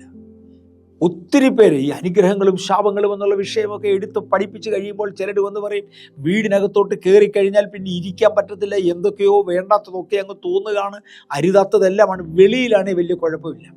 ഭാര്യയും ഭർത്താവും കൂടെ ഒന്നിച്ച് വീടിനകത്ത് കണ്ടു കഴിഞ്ഞാൽ അങ്ങോട്ടും ഇങ്ങോട്ടും തല്ലാൻ തോന്നും, കൊട്ടാൻ തോന്നും, വേണ്ടാത്തത് പറയാൻ തോന്നും. വീടിൻ്റെ വെളിയിലിറങ്ങിയാൽ രണ്ടുപേരും കൂടെ ഒക്കെ സ്നേഹമായിട്ടങ്ങ് നടക്കും. അകത്തോട്ട് വന്നു കഴിഞ്ഞാൽ വലിയ പ്രയാസം. മോനെ, ഇതെല്ലാം കൂടെ ഉൾപ്പെടുത്തിക്കൊണ്ടാണ് ഞാൻ നിൻ്റെ അപ്പത്തെയും ഞാൻ നിൻ്റെ വെള്ളത്തെയും അനുഗ്രഹിക്കും. വെള്ളം കൊണ്ട് ഒത്തിരി കാര്യങ്ങൾ വേറെയുമുണ്ട്, നിൽക്കട്ടെ. അവൻ നിൻ്റെ അപ്പത്തെയും വെള്ളത്തെയും അനുഗ്രഹിക്കും. ഞാൻ രോഗങ്ങളെ നിൻ്റെ നടുവിൽ നിന്ന് അകറ്റിക്കളയും. നിൻ്റെ നടുവിൽ എന്നും രോഗമിടുന്ന ശക്തികളുണ്ടല്ലോ, ഞാൻ അവയെ ശാസിക്കും. ഞാൻ രോഗങ്ങളെ നിൻ്റെ നടുവിൽ നിന്ന് അകറ്റിക്കളയും. ഗർഭമലസുന്നവളും മച്ചിയും നിൻ്റെ ദേശത്ത് ഉണ്ടാകയില്ല. നിൻ്റെ ആയുഷ്കാലം ഞാൻ പൂർത്തിയാക്കും. അതൊരു വലിയ കാര്യമാണ്. ഗർഭമലസുന്നവളും മച്ചിയും നിൻ്റെ ദേശത്ത് ഉണ്ടാകയില്ല. മച്ചി കുടുംബജീവിതം നയിച്ചാലും മക്കളുണ്ടാകത്തില്ല. അതുകൊണ്ടാണ് അവളെ മച്ചി എന്ന് വിളിക്കുന്നത്. എന്ന് പറഞ്ഞാൽ പ്രൊഡക്ടിവിറ്റി ഇല്ലാത്തവർ നിൻ്റെ ഇടയിൽ കാണുകയില്ല എന്നാണ് അതിൻ്റെ ചുരുക്കം. ഇതൊക്കെ പഴയ ഫ്രേസുകളാണ്. പ്രൊഡക്ടിവിറ്റി ഇല്ലാത്തവൾ നിൻ്റെ ഇടയിൽ കാണത്തില്ല. നിങ്ങളിൽ ചെറിയവനും വലിയവനും പ്രൊഡക്റ്റീവായിരിക്കും. ചില വീടുകളിൽ ഒരു മോനോ ഒരു മോളോ കൂടുതൽ പ്രൊഡക്റ്റീവായിരിക്കും, വേറൊരാൾ തീരെ പ്രൊഡക്റ്റീവ് അല്ല. അപ്പനോ അമ്മയോ ഒരാൾ പ്രൊഡക്റ്റീവായിരിക്കും, വേറൊരാൾ പ്രൊഡക്റ്റീവ് അല്ല. മക്കളുണ്ടാകുന്ന കാര്യമല്ല, ജനറൽ സോഴ്സസിൽ കുടുംബത്തിലേക്ക് ആവശ്യമുള്ള നന്മകൾ കൊണ്ടുവരുന്നതിൽ, ദൈവവുമായുള്ള ബന്ധത്തിൽ ദൈവകൃപ കൊണ്ടുവരുന്നതിൽ ചിലർ പ്രൊഡക്റ്റീവ് അല്ല. മച്ചി നിൻ്റെ ദേശത്തുണ്ടാകയില്ല. ഗർഭമലസുന്നവളും നിൻ്റെ ദേശത്തുണ്ടാകയില്ല. അത് ചിലർക്ക് ഇപ്പോൾ ഒരു കുഞ്ഞുണ്ടാകും എന്നുള്ള ഒരു പ്രതീക്ഷ വന്നു, പക്ഷെ തയ്യാറെടുക്കുമ്പോഴാണ് ഇതങ്ങ് നഷ്ടപ്പെട്ടു പോയത്. കയ്യിൽ ഉണ്ടെന്ന് തോന്നിയത് പെട്ടെന്ന് ഇല്ലാതെ പോകുക. ഗർഭമലസുക എന്ന് പറയുന്ന അതാ. വൻ പ്രതീക്ഷയോടെ നടക്കുന്നിടത്ത് പെട്ടെന്ന് ആ പ്രതീക്ഷകൾ നഷ്ടമാകുക. ഈ വർഷം നല്ല മാർക്കോടുകൂടെ പാസ്സാകുമെന്ന് കരുതി 3 മാസം പഠിച്ചു, 3 മാസം കഴിഞ്ഞപ്പോൾ പെട്ടെന്ന് ഇൻട്രസ്റ്റ് അങ്ങ് പോയി. സാരമില്ല. ചിലർ 9 മാസം പഠിച്ചു, 9-ാം മാസമാണ് ഇൻട്രസ്റ്റ് അങ്ങ് പോകുന്നത്. ചിലർ 7 മാസം പഠിച്ചു, അന്നേരത്തെ ഇൻട്രസ്റ്റ് അങ്ങ് പോകുന്നത്. ചിലർ 10 മാസം പഠിച്ചു, 10 മാസമാണ് കോഴ്സെങ്കിൽ 10 മാസവും പഠിച്ചു. 10-ാമത്തെ മാസത്തിൻ്റെ ഒടുവിലോട്ട് വന്നപ്പോൾ എക്സാം ടൈം ആയപ്പോൾ യാതൊരു ഇൻട്രസ്റ്റും ഇല്ല. ചെറുക്കൻ എൻ്റെ എക്സാമിന് പ്രിപ്പയർ ചെയ്യുന്നേ ഇല്ല. ഗർഭമലസുന്നവളും മച്ചിയും നിൻ്റെ ദേശത്ത് ഉണ്ടാകയില്ല. നിൻ്റെ ആയുഷ്കാലം ഞാൻ പൂർത്തിയാക്കും. പലരുടെയും ആയുസ് പൂർത്തീകരിക്കാൻ കഴിയാതെ പിശാച് പലതിനെയും വഴിയിൽ തട്ടിക്കളയുമ്പോൾ സ്വർഗത്തിലെ ദൈവം പറഞ്ഞു, ഞാൻ എൻ്റെ പ്രമാണങ്ങൾ നിങ്ങൾ ആചരിച്ചാൽ, എന്നെ തന്നെ സേവിച്ചാൽ നിൻ്റെ അപ്പവും വെള്ളവും അനുഗ്രഹിക്കപ്പെടുമെന്ന് പറയുന്നതിൻ്റെ അനന്തരഫലങ്ങൾ ഇതൊക്കെയാണ്. ഞാൻ നിൻ്റെ ആയുസ് പൂർത്തിയാക്കും. ഈ 2 രാജാക്കന്മാരുടെ പുസ്തകം 2-ാം അധ്യായം 19 മുതൽ 21 വരെയുള്ള വാക്യങ്ങളിൽ വെള്ളത്തെ അനുഗ്രഹിക്കുന്ന രംഗമുണ്ട്. ഞാൻ അതും കൂടി ഒന്ന് തൊടാം. അതുകൊണ്ട് ഞാൻ പറഞ്ഞത് ഇന്ന് വെള്ളത്തെ അനുഗ്രഹിക്കുന്ന കാര്യം തൊട്ടേക്ക് വന്നു. 2 രാജാക്കന്മാരുടെ പുസ്തകം 10-ാം അധ്യായം 19 മുതൽ 21 വരെയുള്ള വാക്യം. അനന്തരം ആ പട്ടണക്കാർ, അതായത് എരിഹോ പട്ടണക്കാർ, എലീശയോട്, ഈ പട്ടണത്തിൻ്റെ ഇരിപ്പ് മനോഹരമായതെന്ന് യജമാനൻ കാണുന്നുവല്ലോ, എന്നാൽ വെള്ളം ചീത്തയും ദേശം ഗർഭനാശവുമാകുന്നു എന്ന് പറഞ്ഞു. ഞാൻ ഈ വെള്ളം പഥ്യമാക്കി തരുമെന്ന് യഹോവ അരുളി ചെയ്യുന്നു എന്ന് പ്രവാചകനും പറഞ്ഞു. പട്ടണക്കാർ എലീശയുടെ അടുക്കൽ. ഏലിയാവിൽ നിന്ന് അഭിഷേകം പ്രാപിച്ച് ഇരട്ടിപ്പിച്ച മനുഷ്യനാണ് എലീശ. ഏലിയാവിനെ കുറിച്ച് പറയുന്നത് പഴയ നിയമത്തിലെ പ്രധാന പ്രവാചകന്മാരിൽ അതിശ്രേഷ്ഠനായിരുന്നു. മഴ പെയ്യാതെ വണ്ണം ആകാശം അടച്ചു. കാക്ക തനിക്ക് അപ്പവും മാംസവും കൊണ്ടുകൊടുത്തത് വാങ്ങിച്ചു തിന്നു. വിധവയുടെ വീട്ടിൽ കയറി അനുഗ്രഹിച്ചു. അവളുടെ അപ്പവും കുറയാതെ അവൾക്ക് വർദ്ധിച്ചു വന്നു. ഒരുപാട് അത്ഭുതങ്ങൾ ചെയ്തത്. തീ കൊണ്ടുള്ള രഥത്തിൽ എടുക്കപ്പെട്ടവന്, തൻ്റെ പുതപ്പ് മടക്കി അടിച്ചപ്പോൾ യോർദാനെ പിളർന്നവന്, ഒരുപാട് അത്ഭുതങ്ങൾ. ആ ഏലിയാവിൽ നിന്ന് അഭിഷേകം വാങ്ങി ഇരട്ടിപ്പിച്ചവനാണ് എലീശ. ഭയങ്കരം. അങ്ങനെയാണ് പഴയ നിയമത്തിൽ കാണുന്ന പ്രവാചകന്മാരിലെ ഒന്നാമൻ എലീശയല്ലേ? അതെ, ഏലിയാവിൻ്റെ അഭിഷേകം ഇരട്ടിപ്പിച്ചവനാണ്. ഈ എലീശയുടെ അടുക്കൽ എരിഹോ പട്ടണക്കാർ വന്നു. എരിഹോ പട്ടണക്കാർ വന്ന് എലീശയോട് പറഞ്ഞു, പട്ടണത്തിൻ്റെ ഇരിപ്പ് മനോഹരമെന്ന് യജമാനൻ കാണുന്നുവല്ലോ. 2 രാജാക്കന്മാർ 2-ാം അധ്യായത്തിൽ നിന്ന് പോകുന്നത് കാണുന്നുവല്ലോ, എന്നാൽ വെള്ളം ചീത്തയും ദേശം ഗർഭനാശവും ആകുന്നു എന്ന് പറഞ്ഞു. ഇരിപ്പ് മനോഹരമാണെങ്കിലും അകം കഷ്ടമാണ്. ഇന്ന് രാത്രിയിൽ എൻ്റെ ബൈബിൾ സ്റ്റഡി കേൾക്കുന്നവരിൽ ആരെങ്കിലും ഇതുപോലെ ഉണ്ടെങ്കിൽ, ആളുകൾ പൊതുവെ കണ്ടാൽ ചിരിച്ച് കളിച്ച് നടക്കുന്നവരാണ്, നല്ല വളരെ സന്തോഷത്തോടെ പോകുന്ന മാതാപിതാക്കളും മക്കളുമാണ്. പക്ഷെ അകത്തോട്ട് കയറുമ്പോൾ കാണാം ആകപ്പാടെ കടിക്കുന്നവരും പറിക്കുന്നവരും കീറുന്നവരും ചീന്തുന്നവരും അങ്ങോട്ടും ഇങ്ങോട്ടും ഇഷ്ടപ്പെടാത്തവരും നീരസം ഉള്ളവരും ഒക്കെയാണ്. പട്ടണത്തിൻ്റെ ഇരിപ്പ് മനോഹരമാണ്. ചില പ്രയോഗങ്ങളുണ്ട്. വീടൊക്കെ കണ്ടാൽ അത്യുഗ്രമാണ്, അകത്തോട്ട് കയറി അതിനകത്തൊന്നുമില്ല. പുറമേ നിന്ന് നോക്കിയാൽ നല്ല പെയിൻറ്റും വലിയ കാര്യങ്ങളുമാണ്. അകത്തോട്ട് കയറിയാൽ സമാധാനവുമില്ല, സന്തോഷവുമില്ല, ഐശ്വര്യവുമില്ല, ഒന്നുമില്ല. ചീത്തയും ഗർഭനാശവും എന്ന് പറഞ്ഞു.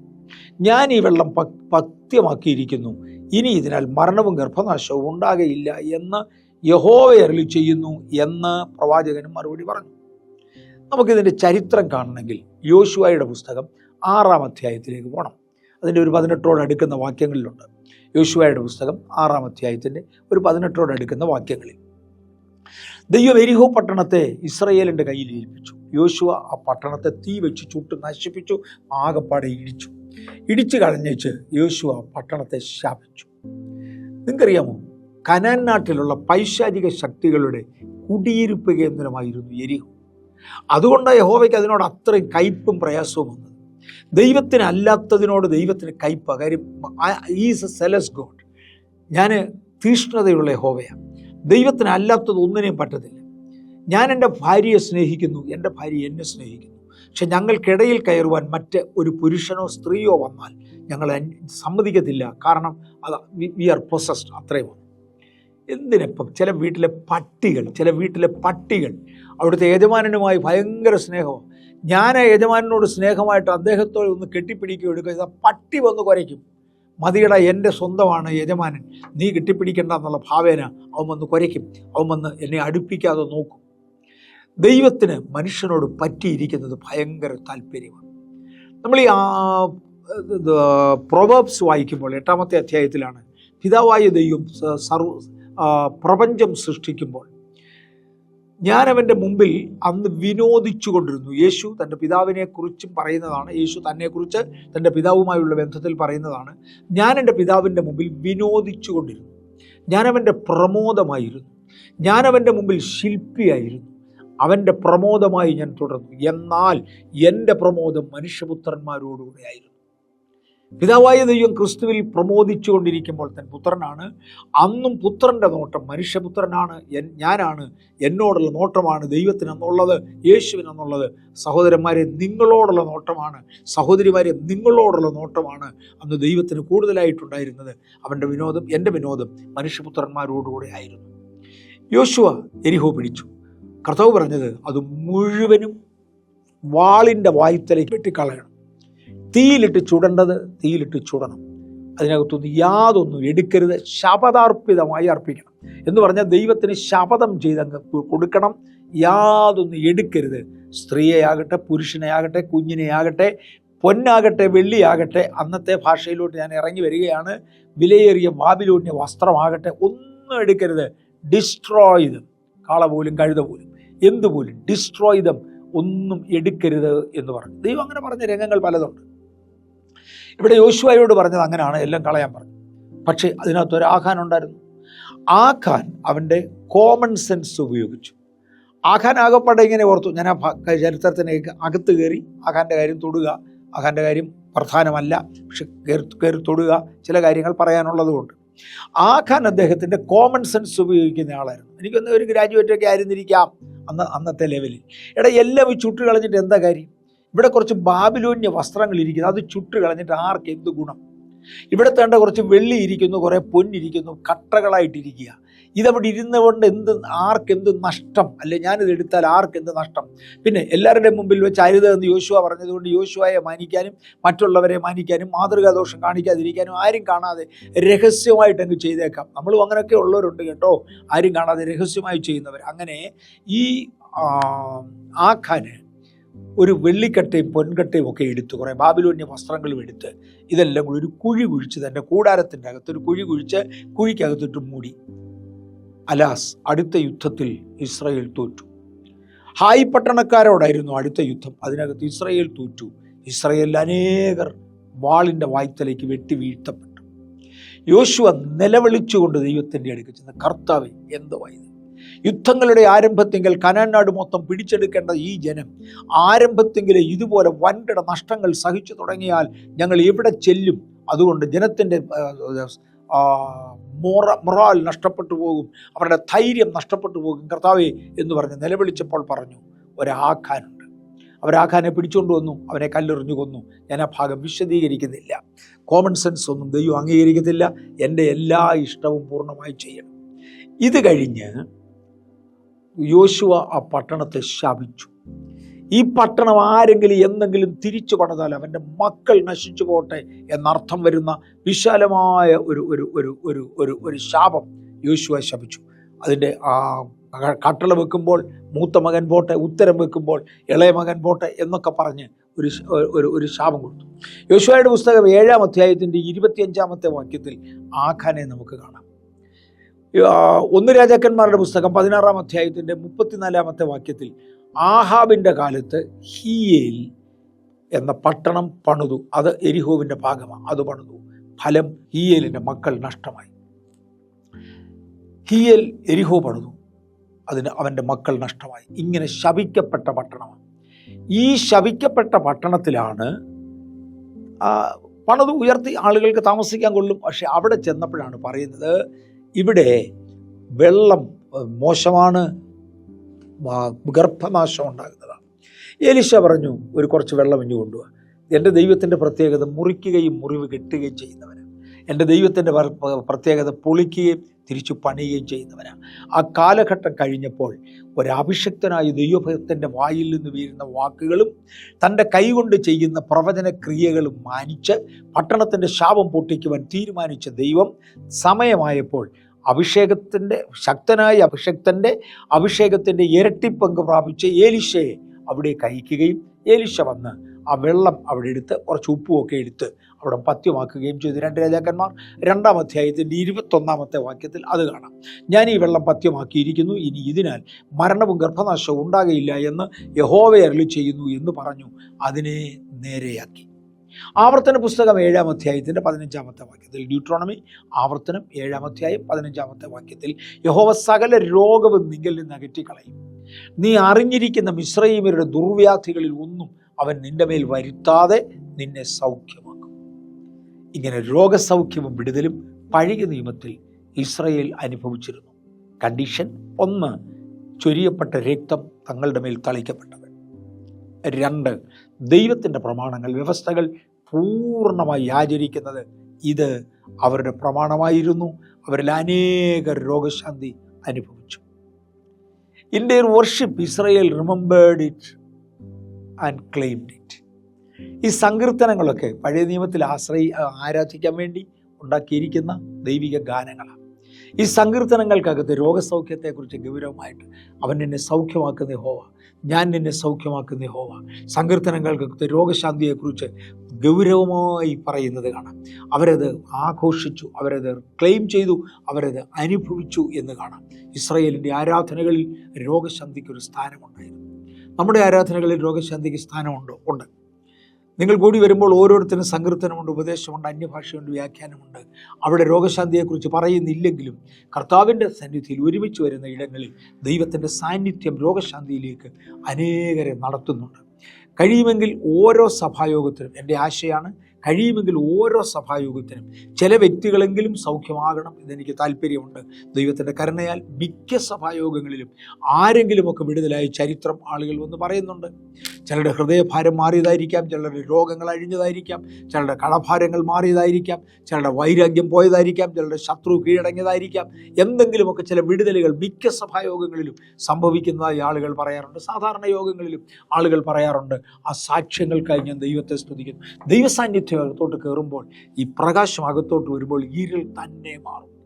ഇരുൾ തന്നെ മാറുന്നതോടുകൂടി ഇരുട്ടത്ത് മാത്രം ഇരിക്കുന്ന ചില ജീവികളും മാറും. ഞാൻ കണ്ടിട്ടുണ്ട്, ബാംഗ്ലൂരിലെ എൻ്റെ വീടിനകത്ത് ഒരു സമയത്ത് പാറ്റ പെരുകിയ ഒരു കാലമുണ്ട്. പാറ്റ പെരുകും. അന്ന് അടുക്കള അടച്ചു വെച്ച് പോകുന്നത് വരെ ഒരു കുഴപ്പമില്ല.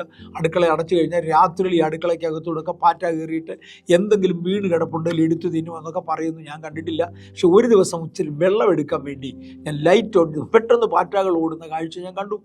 ഒരു ശബ്ദത്തോടെ അത് ഓടുന്നത്, ശബ്ദത്തോടെ പറക്കുകയും ഓടുകയും എല്ലാം കൂടെ ചെയ്യുന്നത് കണ്ട്. കാര്യം, ഇരുട്ടത്ത് പെട്ടെന്ന് പ്രകാശം വരുമ്പോൾ അങ്ങും ഇഞ്ഞും പല നല്ല അനുഭവങ്ങൾ ഉണ്ടാകും. അങ്ങനെ ഇരുളിൽ നിന്ന് വെളിച്ചം ഉദിപ്പിക്കുന്ന കാര്യത്തെക്കുറിച്ചാണ്. ആരാധനകളിൽ രോഗസൗഖ്യം നടക്കണം, ആരാധനകളിൽ വിടുതൽ നടക്കണം. സഭയായി നമുക്കതിനു വേണ്ടി ഒന്നുകൂടെ പ്രാർത്ഥിക്കാം. കർത്താവ് നിശ്ചയമായും രോഗസൗഖ്യങ്ങളും വിടുതലുകളും സഭാരാധനയിൽ അധികമായി തരും. ഈ ആരാധനയുടെ അടുത്ത ആരാധനയേക്കാൾ എന്ത് പ്രത്യേകത എന്ന് ചോദിക്കുന്ന ഒരുപാട് പേരുണ്ട്. അവർക്കൊക്കെയായി സ്തോത്രം. അത് അനുഭവിപ്പാൻ കഴിയാത്തവരാണ്. അനുഭവിപ്പാൻ കഴിയുന്നവർ അതിൻ്റെ നന്മ അനുഭവിച്ചിട്ടുണ്ട്. വർഷങ്ങളായി ആരാധിക്കുന്നവർ എന്നോട് പറയാറുള്ളത്, ജീവിതത്തിൽ എന്നും അനുഗ്രഹിക്കപ്പെട്ടുകൊണ്ടിരിക്കുക. വർഷങ്ങളായി, മാസങ്ങളായി, കാലങ്ങളായി ഞങ്ങൾ അനുഗ്രഹിക്കപ്പെടുകയാണ്. ഇവിടെ വന്ന കാലം ഓർക്കുന്നുണ്ട്. 10-25 വർഷങ്ങൾക്ക് മുമ്പേ സഭയിൽ വന്ന കാലം ഓർക്കുന്നുണ്ട്. ഇന്നത്തെ സ്ഥിതി ഞാൻ ഓർക്കുന്നു. ഒരു സഹോദരൻ ഒരിക്കൽ എന്നോട് വന്ന് പറഞ്ഞത്, പാസ്റ്ററെ, ഞാനിവിടെ വരുന്ന സമയത്ത് തുണി തയ്ക്കുന്ന ജോലിയായിരുന്നു ഞാൻ ചെയ്തിരുന്നത്. എൻ്റെ തുണി അടുക്കി വെക്കാൻ വേണ്ടി എനിക്കൊരു പെട്ടിയില്ലാഞ്ഞതുകൊണ്ട് ഞാൻ ബാംഗ്ലൂരിൽ വരുന്ന സമയത്ത് ഒരു വാറുകൊണ്ടുള്ളൊരു കൊട്ട വാങ്ങിച്ചു. വാറ്റ് കൊട്ടയ്ക്കകത്ത് എൻ്റെ തുണികൾ അടുക്കി വെച്ച് അതിൻ്റെ മേളിൽ ഏതാണ്ട് ഒരു തുണി വിരിച്ചിട്ട് വഴുക കൊണ്ട് തയ്ച്ച്, എന്തുകൊണ്ടോ ചരട് കൊണ്ട് തയ്ച്ച് അത് അടച്ച് ആ കൊട്ടയും തുണി വെട്ടുന്ന ഒരു കത്രികയുമായി ഞാൻ ബാംഗ്ലൂരിൽ വന്നിറങ്ങി. ബാംഗ്ലൂരിൽ വന്നിറങ്ങുമ്പോൾ 50 പൈസയുടെ ഒരു കോയിനാണ് എൻ്റെ കയ്യിൽ മിച്ചം. വർഷങ്ങളായി ഇവിടെ ആരാധിച്ചിട്ടുണ്ട്. 10 വർഷം നിങ്ങളോടൊപ്പം ആരാധിച്ചു. ദൈവം ഞങ്ങളെ വളർത്തി. ഞങ്ങൾക്ക് സ്വന്തം കാറുകളായി. 2 മക്കൾ കാറുകൾ വാങ്ങിച്ചു. ഞങ്ങൾക്ക് കാറുകളായി, താമസിക്കാൻ വീടായി. ഇതൊക്കെ പറയുന്ന ഓർമ്മയുണ്ട്. വേറൊരു സഹോദരൻ എൻ്റെ അടുക്ക് വന്ന് പറയുന്നത് എനിക്ക് ഓർമ്മയുണ്ട്. ഞാനിവിടെ വരുമ്പോൾ ഒരു കോൺട്രാക്ടർ എന്ന് പറയാൻ ഒക്കുകയില്ല, കൊച്ചു വീടുകളുടെ പണിയൊക്കെ കോൺട്രാക്ട് എടുത്ത് ചെയ്യുന്ന, അല്ലെങ്കിൽ ഒരു ഭിത്തി കോൺട്രാക്ട് എടുക്കുക, കുറച്ച് ഭാഗം കോൺട്രാക്ട് എടുക്കുന്ന ഒരു ജോലിയാണ് ഞാൻ ചെയ്തിരുന്നത്. എൻ്റെ മൂലധനം ഇല്ലായിരുന്നത് കൊണ്ടില്ല. അന്ന് എനിക്ക് ആകെ ഉണ്ടായിരുന്ന സ്വത്ത് ഒരു കൊട്ടയും 1-2 കൊട്ടകളും 1-2 മമ്മട്ടികളുമായിരുന്നു. ഇന്ന് അവിടെ നിന്നൊക്കെ മാറി സ്വന്തം ഫാക്ടറികളായി. ഒന്നുമില്ലാതെ കേരളത്തിൽ നിന്ന് ഇറങ്ങിപ്പോയ ചിലരെ ചില വർഷങ്ങൾ കൊള്ളാവുന്ന ഒരു സഭയിൽ ആരാധിക്കാൻ വേണ്ടി ദൈവമാക്കിയ ശേഷം അവർ ധനികരായി മാറിയതും സ്വന്തം ലോറികളും ടൈൽസ് ഉണ്ടാക്കുന്ന ഫാക്ടറികളും സ്വന്തമായി ഉണ്ടായവരെയും ഞാൻ കണ്ടിട്ടുണ്ട്. ദൈവത്തെ ആരാധിക്കുന്നത്, യോഗ്യമായി ആരാധിക്കുന്നെങ്കിൽ അത് അനുഗ്രഹത്തിൻ്റെ ഇടമായിരിക്കും. ദൈവത്തെ പ്രസാദിപ്പിക്കാൻ കഴിയാത്തവൻ എവിടെ പോയാലും ഒരുപോലെ ഉള്ളൂ. എന്നാൽ പ്രസാദിപ്പിക്കാൻ കഴിയുന്നവന് യോഗ്യമായ ആരാധനകൾ വലുതാ. ഇസ്രായേൽ അവരുടെ ആരാധനകളിൽ രോഗശാന്തിയും വിടുതലും പ്രാക്ടീസ് ചെയ്തിരുന്നു. അവരത് ക്ലെയിം ചെയ്തിരുന്നു. അവരുടെ പാട്ടുകളിൽ അവരത് ഉൾപ്പെടുത്തിയിരുന്നു. ദൈവം ഇസ്രായേലിൽ അയച്ച പ്രവാചകന്മാർ ഇസ്രായേൽ ജനത്തെ ഇത് റിമൈൻഡ് ചെയ്തുകൊണ്ടിരുന്നു. നിങ്ങൾക്ക് വലിയ വിടുതലുകളുണ്ട്. പ്രവാചകന്മാരെല്ലാം അനുഗ്രഹത്തെക്കുറിച്ച് വിളിച്ചു പറഞ്ഞത് അതുകൊണ്ടാണ്. നിശ്ചയമായും പ്രമാണം അനുസരിക്കണമെന്നുള്ളത് അവർ പറയും. ഞങ്ങൾ പറയുന്ന പോലെ തന്നെ അവരും പറയും. ദൈവപ്രമാണം അനുസരിച്ചേ പറ്റൂ. അത് കഠിന പ്രമാണമാണെന്ന് പറയുന്നവരുണ്ട്, കഠിന നിയമമാണെന്ന് പറയുന്നവരുണ്ട്. എന്തോ പറഞ്ഞാലും ദൈവം അയച്ച പ്രവാചകന്മാരാണെങ്കിൽ ദൈവപ്രമാണം പാലിക്കാൻ ഒക്കത്തില്ല. അങ്ങനെ ദൈവപ്രമാണം പാലിക്കണം. നിങ്ങൾക്ക് വിടുതൽ അനുഭവിക്കാൻ കഴിയും. ഇത് രണ്ടും അവർ പറഞ്ഞിരുന്നു. പ്രവാചകന്മാരെ അയച്ച് ദൈവം അവരെ ഇത് റിമൈൻഡ് ചെയ്തിരുന്നു. ഉദാഹരണത്തിന് യെശയ്യാവിൻ്റെ പ്രവചനം 53-ാമത്തെ അധ്യായത്തിൻ്റെ 5-ാമത്തെ വാക്യം ഒന്ന് ഓർക്കാൻ ആഗ്രഹിക്കുന്നു. പഴയ നിയമത്തിലും പുതിയ നിയമത്തിലും ഒരുപോലെ പ്രസക്തമായ ഒരു ഭാഗമാണിത്. യെശയ്യാവിൻ്റെ പുസ്തകം 53-ാം അധ്യായത്തിൻ്റെ 5-ാമത്തെ വാക്യം. എന്നാൽ അവൻ നമ്മുടെ അതിക്രമങ്ങൾ നിമിത്തം മുറിവേറ്റും നമ്മുടെ അകൃത്യങ്ങൾ നിമിത്തം തകർന്നു ഇരിക്കുന്നു. നമ്മുടെ സമാധാനത്തിനായുള്ള ശിക്ഷ അവൻ്റെ മേലായി, അവൻ്റെ അടിപ്പിണരുകളാൽ നമുക്ക് സൗഖ്യം വന്നിരിക്കുന്നു. യേശുക്രിസ്തുവിൻ്റെ കഷ്ടാനുഭവങ്ങളെ പ്രവചനാത്മാവിൽ വിവരിക്കുകയാണ് അദ്ദേഹം. അവൻ്റെ അടിപ്പിണരുകളാൽ നമുക്ക് സൗഖ്യം വന്നത്, യേശുവിൻ്റെ അടിപ്പിണരുകളാൽ നമുക്ക് സൗഖ്യം വന്നു. ഇന്ന് രാത്രിയിലും രോഗശാന്തി തരുവാൻ കഴിയുന്നവനായ യേശു. എങ്ങനെയാണ് രോഗശാന്തിയുടെ പ്രമാണം? എന്താണ്? യേശുക്രിസ്തുവിൻ്റെ അടിപ്പിണരുകളാണ്. റോമ ഗവൺമെൻറ് തന്നെ അടിക്കുകയും പടയാളികളുടെ അടിയാൽ ഉഴവുചാലുകൾ പോലെ അവർ എൻ്റെ മുതുകിനെ ഉഴുതുമറിച്ചു എന്നാ പറയുന്നത്. അതുപോലെ ഉഴുതുമറിച്ചു. പക്ഷേ അത് മുഖേന എനിക്ക് രോഗസൗഖ്യമുണ്ട്. യേശുക്രിസ്തുവിൻ്റെ കാൽവരി മരണത്തെക്കുറിച്ച് പറയുന്നത്, തൻ്റെ രക്തത്താൽ നമുക്ക് നീതീകരണം ലഭിച്ചു, പാപമോചനം ലഭിച്ചു. യേശുവിൻ്റെ രക്തത്താൽ നാം ദൈവമക്കളായി, നമുക്ക് നീതീകരണം ലഭിച്ചു, മക്കളാക്കി തീർത്തു. യേശുക്രിസ്തുവിൻ്റെ അടിയുടെ പാടിനാൽ, അടിയുടെ മുറിവിനാൽ, അവൻ്റെ അടിപ്പിണരുകളാൽ എനിക്ക് സൗഖ്യമായി, ശരീരത്തിന് സൗഖ്യം തന്നു. യേശുക്രിസ്തുവിൻ്റെ ശരീരത്തിൽ ചതവുകളുണ്ട്. ആ ചതവുകളാൽ എൻ്റെ ശാപങ്ങൾ പരിഹരിക്കപ്പെട്ടു. അങ്ങനെയാണ് അതിനെക്കുറിച്ച് വേദപുസ്തകം അറിയാവുന്നവർ വിശദീകരിച്ച് ഞാൻ കേട്ടിട്ടുള്ളത്. യേശുവിൻ്റെ രക്തത്താൽ അതിക്രമങ്ങളുടെ മോചനമെന്ന വീണ്ടെടുപ്പ്, യേശുക്രിസ്തുവിൻ്റെ മുറിവിനാൽ, അടിപ്പിണരുകളാൽ സൗഖ്യം, യേശുക്രിസ്തുവിൻ്റെ ചതവിനാൽ ശാപത്തിൽ നിന്നുള്ള വിടുതൽ. കാര്യം മുറിവിനേക്കാൾ കൂടുതൽ വേദനയും ദീർഘനാൾ നീണ്ടു നിൽക്കുന്ന വേദനയും ഉള്ളത് ചതവിനാണ്. ആ ചതവിനാൽ നമുക്ക് രോഗസൗഖ്യം തരുവാൻ നമുക്കായി അർപ്പിക്കപ്പെട്ട ദൈവകുഞ്ഞാണ്. ഇനിയും ഈ കാര്യമാണ് യെശയ്യാ 53 വരുന്നത്. തേണ്ട അപ്പോസ്തലനായ പത്രോസ് ഈ വാക്യം ഏറ്റുപിടിച്ചു. 1 പത്രോസിൻ്റെ ലേഖനം 2-ാം അധ്യായത്തിൻ്റെ 24-ാമത്തെ വാക്യത്തിൽ പത്രോസ് ഇക്കാര്യം എടുത്തു പറഞ്ഞു. അവൻ്റെ അടിപ്പിണരുകളാൽ നിങ്ങൾക്ക് സൗഖ്യം വന്നുമിരിക്കുന്നു. യേശുക്രിസ്തുവിനുള്ള രോഗശാന്തി അനുഭവിക്കുവാൻ പഴയ നിയമകാലത്തുള്ള ഭക്തന്മാർ ഇത് കേവലം കേട്ടറിഞ്ഞ് വിശ്വാസത്താൽ മാത്രം ഇതനുസരിച്ച് വന്നപ്പോൾ പുതിയ നിയമത്തിലുള്ള ദൈവമക്കളോട് പത്രോസ് പറയുകയാണ്, ഈ സംഭവം നടന്നു കഴിഞ്ഞു, ആകയാൽ നമുക്ക് രോഗസൗഖ്യം ഏറ്റെടുക്കാൻ കഴിയും. നമ്മളിവിടെ എന്തോ ചിന്തിച്ചുകൊണ്ടിരിക്കുന്നത്, ഇന്ന് പഴയ നിയമത്തിലും പുതിയ നിയമത്തിലും നടക്കുന്ന രോഗസൗഖ്യങ്ങളും വിടുതലുകളും ദൈവസഭയുടെ അവകാശമാണ്, അടിസ്ഥാന തത്വമാണ് എന്നാണ് നമ്മൾ തെളിയിച്ചുകൊണ്ടിരിക്കുന്നത്, അല്ലെങ്കിൽ നമ്മൾ ചിന്തിച്ചുകൊണ്ടിരിക്കുന്നത്. പഴയ നിയമത്തിലേത് പറഞ്ഞു, രക്തം ചൊരിഞ്ഞതുകൊണ്ട് അവർക്ക് വിടുതലുണ്ടായി എന്ന് പറഞ്ഞു. ആ രക്തം യേശുവിൻ്റെ രക്തത്തിൻ്റെ നിഴൽ മാത്രമായിരുന്നു. എന്നാൽ പൊരുളായ യേശുവിൻ്റെ രക്തം സത്യമായി കാൽവറിയിൽ ചൊരിഞ്ഞു. അങ്ങനെ ചൊരിഞ്ഞതിനാൽ നമുക്ക് പാപമോചനം, നമുക്ക് വിടുതൽ, നമുക്ക് രോഗസൗഖ്യം, നമുക്ക് ദൈവകൃപ നമുക്ക് വിമോചനങ്ങൾ, വിടുതലുകൾ എന്നിവ സിദ്ധിച്ചു. അപ്പോസ്തലന്മാർ അത് പുതിയ നിയമസഭയ്ക്ക് വേണ്ടി എടുത്തു പറയുന്ന ആ ഭാഗം വരെ ഞാൻ വന്നു. ഞാൻ യേശു ക്രിസ്തുവിൻ്റെ ചരിത്രം ഒന്ന് എടുത്തു തൊടാൻ പോവുക. നമ്മൾ തുടങ്ങിയത് എവിടെയാണ്? പഴയ നിയമത്തിലെ മോശയിൽ നിന്ന്. അന്ന് രോഗശാന്തി ഉണ്ടായിരുന്നു. അന്ന് രോഗശാന്തി ദൈവം വാക്ക് പറഞ്ഞു.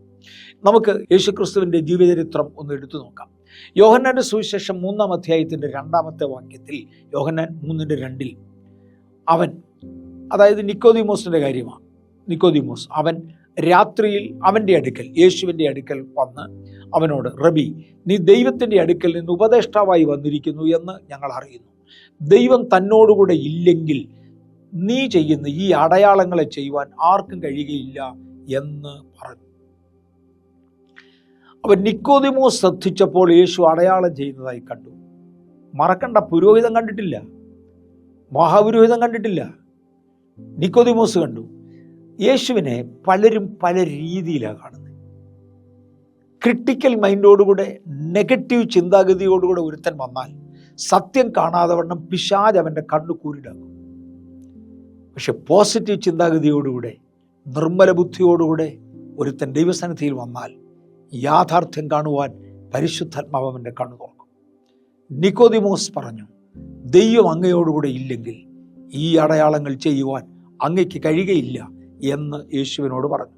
യേശു പറഞ്ഞ മറുപടി നോക്കാം. 4-ാം അധ്യായത്തിന് 48-ാമത്തെ വാക്യം. യേശു അവനോട്, നിങ്ങൾ അടയാളങ്ങളും അത്ഭുതങ്ങളും കണ്ടിട്ടല്ലാതെ വിശ്വസിക്കയില്ല എന്ന് പറഞ്ഞു. നിക്കോദീമോസേ, ഞാൻ എന്താ ഈ അടയാളം ചെയ്യുന്നേ? എൻ്റെ ദൈവത്തെക്കുറിച്ച്, എൻ്റെ പിതാവിനെക്കുറിച്ച് ഞാൻ പറയുന്ന വചനങ്ങൾ നിങ്ങൾ വിശ്വസിക്കണം. നിങ്ങളെ വിശ്വസിപ്പിക്കാനാണ് ഞാൻ വരുന്നത്. തീരെ വിശ്വസിക്കത്തില്ലെന്ന് എന്നോട് പറയുന്നവരോട് ഞാൻ പറയാറുണ്ട്, താങ്കളെ വിശ്വസിപ്പിക്കാൻ വേണ്ടി അഡ്വാൻസ് ഒന്നും ഞാൻ വാങ്ങിച്ചിട്ടില്ല. മൈൻഡ് യുവർ ബിസിനസ്, നിന്റെ പണി നോക്ക്.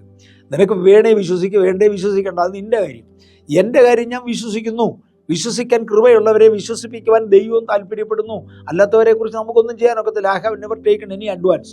ആരുടെ നിന്ന് അഡ്വാൻസ് ഒന്നും വാങ്ങിച്ചിട്ടില്ല. ആരെയും വിശ്വസിപ്പിക്കാൻ പറ്റത്തുമില്ല. അതിനുവേണ്ടി വിളിയും നിർണയവും ഉള്ളവൻ, ദൈവത്തിൻ്റെ തിരഞ്ഞെടുപ്പിൽ ഉൾപ്പെട്ടവൻ, ദൈവസന്നിധിയിൽ നിർമ്മലതയുള്ളവൻ, ദൈവം അവനെ വിശ്വസിപ്പിച്ചോളും. 48 യേശു പറഞ്ഞു, യേശു അവനോട്, നിങ്ങൾ അടയാളങ്ങളും അത്ഭുതങ്ങളും കണ്ടിട്ടല്ലാതെ വിശ്വസിക്കയില്ല എന്ന് പറഞ്ഞു. ഒരു വിശദീകരണം മാത്രം ഒരിടത്തു നിന്ന് പറഞ്ഞാൽ അതിനേക്കാൾ നല്ല നീതിന്യായങ്ങൾ ലോക ഗവൺമെൻറ്റുകൾക്കുണ്ട്, ലോകത്തിനുണ്ട്. അത് വിശ്വസിക്കത്തുള്ളൂ. പക്ഷേ അസാമാന്യമായ ചിലത് സംഭവിച്ചാൽ, ചില രോഗസൗഖ്യങ്ങൾ നടന്നാൽ, ചില വിടുതലുകൾ നടന്നാൽ, ചില അടയാളങ്ങൾ കണ്ടാൽ, പച്ചവെള്ളത്തെ വീഞ്ഞാക്കി കാണിച്ചാൽ, യേശു അവിടുന്ന് തുടങ്ങുന്നത്, നിങ്ങൾ വിശ്വസിക്കും, അല്ലെങ്കിൽ നിങ്ങൾ വിശ്വസിക്കത്തില്ല. യോഹന്നാന്റെ സുവിശേഷം 14-ാം അധ്യായത്തിൻ്റെ 11-12 വാക്യങ്ങളിൽ യേശു വീണ്ടും പറയുന്നത്, ഞാൻ പിതാവിലും പിതാവ് എന്നിലും എന്ന് എന്നെ വിശ്വസിപ്പീൻ, അല്ലെങ്കിൽ പ്രവൃത്തി നിമിത്തം എന്നെ വിശ്വസിപ്പീൻ. ആമേനമൻ ഞാൻ നിങ്ങളോട് പറയുന്നു, ഞാൻ ചെയ്യുന്ന പ്രവൃത്തി എന്നിൽ വിശ്വസിക്കുന്നവനും ചെയ്യും. പിതാവും ഞാനും ഒന്നാണെന്ന് തെളിയിക്കേണ്ടതിന് വേണ്ടി നിങ്ങളുടെ അടുക്കൽ ഞാൻ നേരെ പറഞ്ഞാൽ നിങ്ങൾ വിശ്വസിക്കത്തില്ല. അങ്ങനെ വിശ്വസിക്കാത്ത നിങ്ങളെ വിശ്വസിപ്പിക്കേണ്ടതിന് വേണ്ടിയാണ് ഈ അടയാളങ്ങൾ കാണിക്കുവാൻ ദൈവം എന്നോടുകൂടെ ഇരിക്കുന്നത്. ഇന്നത്തെ ദൈവവേദലും അതുതന്നെയാണ്. ദൈവത്തെ വിശ്വസിപ്പാൻ, യേശുവിനെ വിശ്വസിക്കുവാൻ, പിതാവാം ദൈവവും യേശുവും തമ്മിലുള്ള ബന്ധം, അപ്പനും മോനും എന്നുള്ള ബന്ധം, ആ ബന്ധത്തിലേക്ക് എന്നെ കൂടെ കൊണ്ടുവരുവാൻ, നമ്മെ കൂടെ കൊണ്ടുവരുവാൻ ദൈവം ആഗ്രഹിക്കുന്നു. ഇതാണ് നമുക്കും പറയാനുള്ളത്. അതുകൊണ്ട് യേശു പറഞ്ഞു, എന്നിൽ വിശ്വസിക്കുന്നവൻ ഞാൻ ചെയ്തതിനേക്കാൾ കൂടുതൽ പ്രവൃത്തി ചെയ്യും. ഞാൻ ചെയ്ത പ്രവൃത്തി തന്നെ ചെയ്യും. ആമേൻ, ഞാൻ നിങ്ങളോട് പറയുന്നു, ഞാൻ ചെയ്യുന്ന പ്രവൃത്തി എന്നിൽ വിശ്വസിക്കുന്നവനും ചെയ്യും. ഞാൻ പിതാവിൻ്റെ അടുക്കൽ പോകുന്നത് കൊണ്ട് അതിൽ വലിയതും അവൻ ചെയ്യും. യേശു ചെയ്തതിനേക്കാൾ കൂടുതൽ അവൻ ചെയ്യും. ചോദിച്ചേക്കാം, യേശു ചെയ്തതിനേക്കാൾ കൂടുതൽ ആരാ ചെയ്ത്? ഇവിടെ അവനെന്ന് പറയുന്നത് വിശ്വസിക്കുന്നവരെ ഒരുമിച്ച് ചേർത്തോണ്ട്, വിശ്വസിക്കുന്ന ഒറ്റയാളിനെ കുറിച്ച് മാത്രം വെച്ചുകൊണ്ടല്ല, വിശ്വസിക്കുന്നവരെ ഒരുമിച്ച് ചേർത്തുകൊണ്ട് യേശു പറയുകയാണ്, എന്നിൽ വിശ്വസിക്കുന്നവൻ ഞാൻ ചെയ്തതിനേക്കാൾ അധികം പ്രവൃത്തി ചെയ്യും. യേശു 2-3 മരിച്ചവരെ ഉയർപ്പിച്ചു. പക്ഷെ ഇന്ന് ലോകത്തിൽ എത്ര 1000 മരിച്ചവരെ ഉയർപ്പിച്ച ഭക്തന്മാരെ ദൈവം എഴുന്നേൽപ്പിച്ചു. യേശു 1000-ഓ 2000-ഓ രോഗികളെ സൗഖ്യമാക്കി. ഇന്ന് എത്ര ലക്ഷം രോഗികളെ സൗഖ്യമാക്കുന്നവരെ ദൈവം എഴുന്നേൽപ്പിച്ചു. ഒരു വ്യക്തി ചെയ്യുന്ന കാര്യമല്ല പറയുന്നത്. എന്നിൽ വിശ്വസിക്കുന്നവൻ എന്ന് പറഞ്ഞാൽ വിശ്വസിക്കുന്നവരുടെ ഒരു സമൂഹം യേശു ചെയ്തതിനേക്കാൾ കൂടുതൽ കാര്യങ്ങൾ ചെയ്യും എന്ന് പറഞ്ഞു. നമുക്ക് യേശുവിൻ്റെ ചരിത്രത്തിലേക്ക് ഒന്നുകൂടെ പോകാം. മത്തായിയുടെ സുവിശേഷം 3-ാം അധ്യായത്തിൻ്റെ 1-ാമത്തെ വാക്യത്തിൽ യോഹന്നാൻ സ്നാപകൻ വന്നിച്ച് വിളിച്ചു പറഞ്ഞു, സ്വർഗരാജ്യം സമീപിച്ചിരിക്കയാൽ മാനസാന്തരപ്പെടുവീൻ. സ്വർഗരാജ്യം സമീപിച്ചിരിക്കും, ദൈവരാജ്യം സമീപിച്ചിരിക്കയാൽ മാനസാന്തരപ്പെടുവീൻ. ദൈവരാജ്യം സമീപിച്ചു എന്ന് സ്നാപക യോഹന്നാൻ പറഞ്ഞു. സ്നാപക യോഹന്നാൻ വന്നത് യേശുവിൻ്റെ വഴി ഒരുക്കാനാണ്, യേശു അല്ല. വഴി ഒരുക്കാനാണ്, യേശു അല്ല. ആ സ്നാപക യോഹന്നാൻ വിളിച്ചു പറഞ്ഞു, ദൈവരാജ്യം സമീപിച്ചു, ദൈവരാജ്യത്തിൻ്റെ യജമാനനായ രാജാവായ യേശു വരാറായി എന്ന് ചുരുക്കം. മത്തായിയുടെ സുവിശേഷം 4-ാം അധ്യായത്തിൻ്റെ 17-ാമത്തെ വാക്യം വരുമ്പോൾ യോഹന്നാനെ കൊന്നുകളഞ്ഞു. മത്തായിയുടെ സുവിശേഷം 4-ാം അധ്യായത്തിൻ്റെ 17-ാം വാക്യം വരുമ്പോൾ യോഹന്നാനെ കൊന്നുകളഞ്ഞു, അദ്ദേഹത്തെ ശിരച്ഛേദം ചെയ്തു. യോഹന്നാനെ കൊന്നു ശിരച്ഛേദനം ചെയ്തു എന്ന് യേശു അറിയുകയും യേശു തെരുവിലോട്ടിറങ്ങി. ഒറ്റ വിളിയാണ്, ദൈവരാജ്യം സമീപിച്ചിരിക്കയാൽ മാനസാന്തരപ്പെടുവീൻ എന്ന് യേശു വിളിച്ചു പറഞ്ഞു. താൻ തിരഞ്ഞെടുത്ത 12 ശിഷ്യന്മാരോട് പറഞ്ഞാൽ അവർ യോഹന്നാൻ പോയത് കൊണ്ട് പ്രസംഗം നിൽക്കത്തില്ല, പറ ദൈവരാജ്യം സമീപിച്ചിരിക്കയാൽ മാനസാന്തരപ്പെടുവീൻ. തുടർന്ന് മത്തായിയുടെ സുവിശേഷം 12-ാം അധ്യായത്തിൻ്റെ 28-ാമത്തെ വാക്യത്തിൽ, ഞാൻ ദൈവാത്മാവിനാൽ ഭൂതങ്ങളെ പുറത്താക്കുന്നുവെങ്കിൽ ദൈവരാജ്യം നിങ്ങളുടെ ഇടയിൽ തന്നെ, അതായത് ഇതാ വന്നു കഴിഞ്ഞു എന്ന് യേശു വിളിച്ചു പറഞ്ഞു. പദങ്ങൾക്കായി സ്തോത്രം. ഞാൻ ഭൂതങ്ങളെ പുറത്താക്കുന്നത് ദൈവത്തിൻ്റെ വിരലുകൾ കൊണ്ടെന്ന് ചിലയിടത്ത് പറയുന്നുണ്ട്, ദൈവശക്തി കൊണ്ട് എന്ന് വേറെ ചിലയിടത്ത് പറയുന്നുണ്ട്. ആകുന്നുവെങ്കിൽ ഇതാ ദൈവരാജ്യം നിങ്ങളുടെ അടുക്കൽ വന്നു കഴിഞ്ഞു. യോഹന്നാൻ സ്നാപകൻ വിളിച്ചു പറഞ്ഞു, വരുന്നു, സമീപിച്ചിരിക്കുന്നു. ദൈവരാജ്യം വരുമ്പോൾ അത്ഭുതങ്ങളും അടയാളങ്ങളും വീര്യപ്രവൃത്തികളും കാണും. യേശുവും തുടക്കത്തിൽ പറഞ്ഞു സമീപിച്ചു, തൻ്റെ ശിഷ്യന്മാരും പറഞ്ഞു. എന്നാൽ ഭൂതങ്ങളെ പുറത്താക്കി കാണിച്ച യേശു പറഞ്ഞു, ഇതാ വന്നു കഴിഞ്ഞു നിങ്ങളുടെ ഇടയിൽ തന്നെ. മത്തായിയുടെ സുവിശേഷം 10-ാം അധ്യായം 7-8 വാക്യങ്ങളിലും ലൂക്കോസിന്റെ സുവിശേഷം 9-ാം അധ്യായം 1-2 വാക്യങ്ങളിലും യേശു തൻ്റെ ശിഷ്യന്മാരോട് പറയുന്നത്, നിങ്ങൾ പോകുമ്പോൾ സ്വർഗരാജ്യം സമീപിച്ചിരിക്കുന്നു എന്ന് ഘോഷിപ്പീൻ. 2, രോഗികളെ സൗഖ്യമാക്കുവീൻ, മരിച്ചവരെ ഉയർപ്പിപ്പീൻ, കുഷ്ഠരോഗികളെ ശുദ്ധമാക്കുവീൻ, ഭൂതങ്ങളെ പുറത്താക്കുവീൻ. സൗജന്യമായി നിങ്ങൾക്ക് ലഭിച്ചു, സൗജന്യമായി കൊടുപ്പീൻ എന്ന് പറഞ്ഞാൽ ദൈവരാജ്യം വന്നടാ, നിങ്ങൾ കൊണ്ടു നടന്ന് സ്ഥാപിക്കുക. ഇന്ന് രാത്രിയിൽ എന്നെ കേൾക്കുന്ന ദൈവപൈതൽ, അടുത്ത ദിവസങ്ങളിൽ യൂട്യൂബിലൂടെ കേൾക്കുവാൻ പോകുന്ന ദൈവമക്കൾ, ദൈവരാജ്യം കൊണ്ടു നടന്ന് സ്ഥാപിക്കുന്നവരാകേണ്ടതിന് നമ്മെ തന്നെ ദൈവകരങ്ങളിൽ ഏൽപ്പിക്കാം. ദൈവരാജ്യം കൊണ്ടു നടക്കുന്ന ഏജൻസികളെ, വ്യക്തികളെ സ്വർഗത്തിലെ ദൈവം തപ്പിക്കൊണ്ടിരിക്കുക. തങ്ങൾ ഏകാഗ്ര ചിത്തന്മാരായിരിക്കുന്നവർക്ക് വേണ്ടി തന്നെത്താൻ ബലവാനെന്ന് കാണിക്കേണ്ടതിന് ഭൂമിയിലൊക്കെയും തൻ്റെ ആത്മാവ് ഊടാടി സഞ്ചരിക്കുകയാണ്. തൻ്റെ ദൈവത്തിൻ്റെ ആത്മാവ് ശ്രദ്ധിച്ച് നോക്കിക്കൊണ്ടിരിക്കുകയാണ്. ആരെ കിട്ടുമെന്ന് ഉപയോഗിപ്പാൻ ആത്മാർത്ഥമായി ഏൽപ്പിക്കപ്പെടുന്നവർ, രക്തത്തിൻ്റെ വ്യവസ്ഥയിൽ ഒരുമിച്ച് വരുന്നവർ, എൻ്റെ എല്ലാ പ്രമാണങ്ങളെയും ആചരിക്കുന്നവർ, എന്നെ മാത്രം സേവിക്കുന്നവർ, എങ്കിൽ മാത്രം ഏകാഗ്ര ചിത്തന്മാരായിരിക്കുന്നവർ, ആരെ എൻ്റെ കയ്യിൽ കിട്ടും ആ വ്യക്തിയെ ഒന്ന് ഉപയോഗിക്കണമെന്ന് പറഞ്ഞുകൊണ്ട് നിത്യതയുടെ പിതാവായ ദൈവം ഇന്ന് രാത്രിയിൽ അന്വേഷിക്കുകയാണ്. എന്നെയും നിങ്ങളെയും അന്വേഷിക്കുക. തൃക്കരങ്ങളിൽ കണ്ടുകിട്ടത്തക്കവണ്ണം ദൈവിക ടെസ്റ്റുകൾക്ക് വിധേയമായി അതേ ഞങ്ങൾ ദൈവത്തെ തന്നെ സേവിക്കുന്നുവെന്ന് തെളിയിക്കുവാൻ നമുക്കും കൂടെ ഏൽപ്പിക്കപ്പെടാമോ? ഈ അന്ത്യകാലത്ത് ചിലരെ കൂടെ ദൈവത്തിന് ഉപയോഗിപ്പാനുണ്ട്. ഇനിയും യോഹന്നാന്റെ സുവിശേഷം 2-ാം അധ്യായം എടുത്തു നോക്കിയാൽ യേശുവിൻ്റെ പരസ്യ ശുശ്രൂഷ ആരംഭിക്കുന്നത് ഒരു അത്ഭുതത്തോടു കൂടെയാണ്, അടയാളത്തോടു കൂടെയാണ്. യേശു നമുക്കൊരു മാതൃകയാണ് വെച്ചു പോയത്. നമ്മുടെ മാതൃക സാധാരണക്കാരനല്ല, നമ്മുടെ മാതൃക ലോകക്കാരനല്ല, ഒരിക്കലുമല്ല. നമ്മുടെ മാതൃക യേശുവാണ്. ഞാൻ ഒരു അധ്യാപകൻ ഒരിക്കൽ എന്നെ പഠിപ്പിച്ചത് എനിക്ക് ഓർമ്മയുണ്ട്.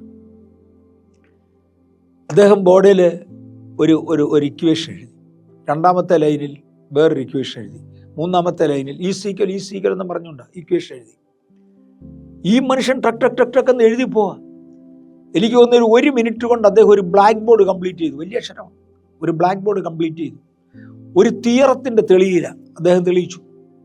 വേറൊരു അധ്യാപകൻ എടുത്തു വെച്ച് അത് ഞാൻ മറന്നുപോയല്ലോ, ഒരു പുസ്തകം തുറന്ന് നോക്കിയേച്ച് അടുത്ത ഒരു ലൈൻ എഴുതി, അടുത്ത ലൈൻ വേറൊരു പുസ്തകം തുറന്ന് നോക്കിയേച്ച് ഒരു ലൈൻ എഴുതി. ഇങ്ങനെ ഒരു പീരീഡ് കൊണ്ട് ബ്ലാക്ക് ബോർഡ് കംപ്ലീറ്റ് ചെയ്ത് ഒരു തിയറം തെളിയിച്ച ആളിന് എനിക്ക് ഓർമ്മയുണ്ട്.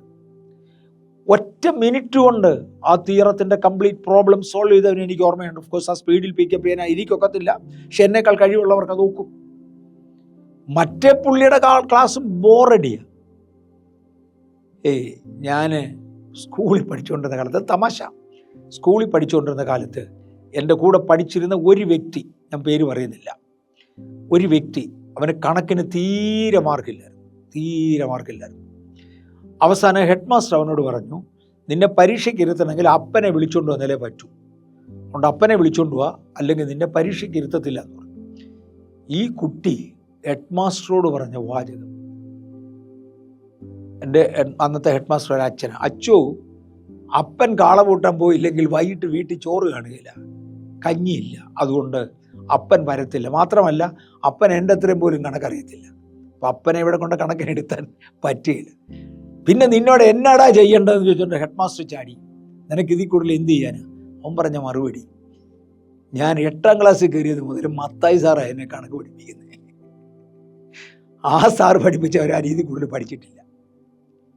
ഒരുപാട് പേര് മുരടിച്ചു പോകാൻ കാരണം കഴിവില്ലാത്ത ചിലരെ, കൃപയില്ലാത്ത ചിലരെ, അതിന് വിളിയില്ലാത്ത ചിലരെ ഇതിനിടയ്ക്ക് ആരോ തിരികെ കയറ്റിയതാണ്. ഞാൻ തമാശയുള്ള ഉദാഹരണങ്ങളാണ് ഉപയോഗിച്ചത്, എളുപ്പം മറന്നു പോകണ്ട. പക്ഷെ നമുക്ക് ദൈവത്തോടടുത്ത് വരാം. നമ്മുടെ മാതൃക യേശുവാണ്. യേശുവിൻ്റെ പരിശുദ്ധ ശുശ്രൂഷ ആരംഭിക്കുന്നത് ഒരടയാളത്തോടെയാണ്. അടയാളങ്ങളോടുകൂടെ യേശു തൻ്റെ ശുശ്രൂഷ ആരംഭിച്ചു. ലൂക്കോസിൻ്റെ സുവിശേഷം 4-ാം അധ്യായത്തിൻ്റെ 33-34 വാക്യങ്ങളാണ് യേശുവിൻ്റെ ആദ്യത്തെ ശുശ്രൂഷയുടെ ആരംഭം എന്ന്. മറ്റേ അടയാളമാണ്, അടയാളങ്ങളോടെ ആരംഭിച്ചു.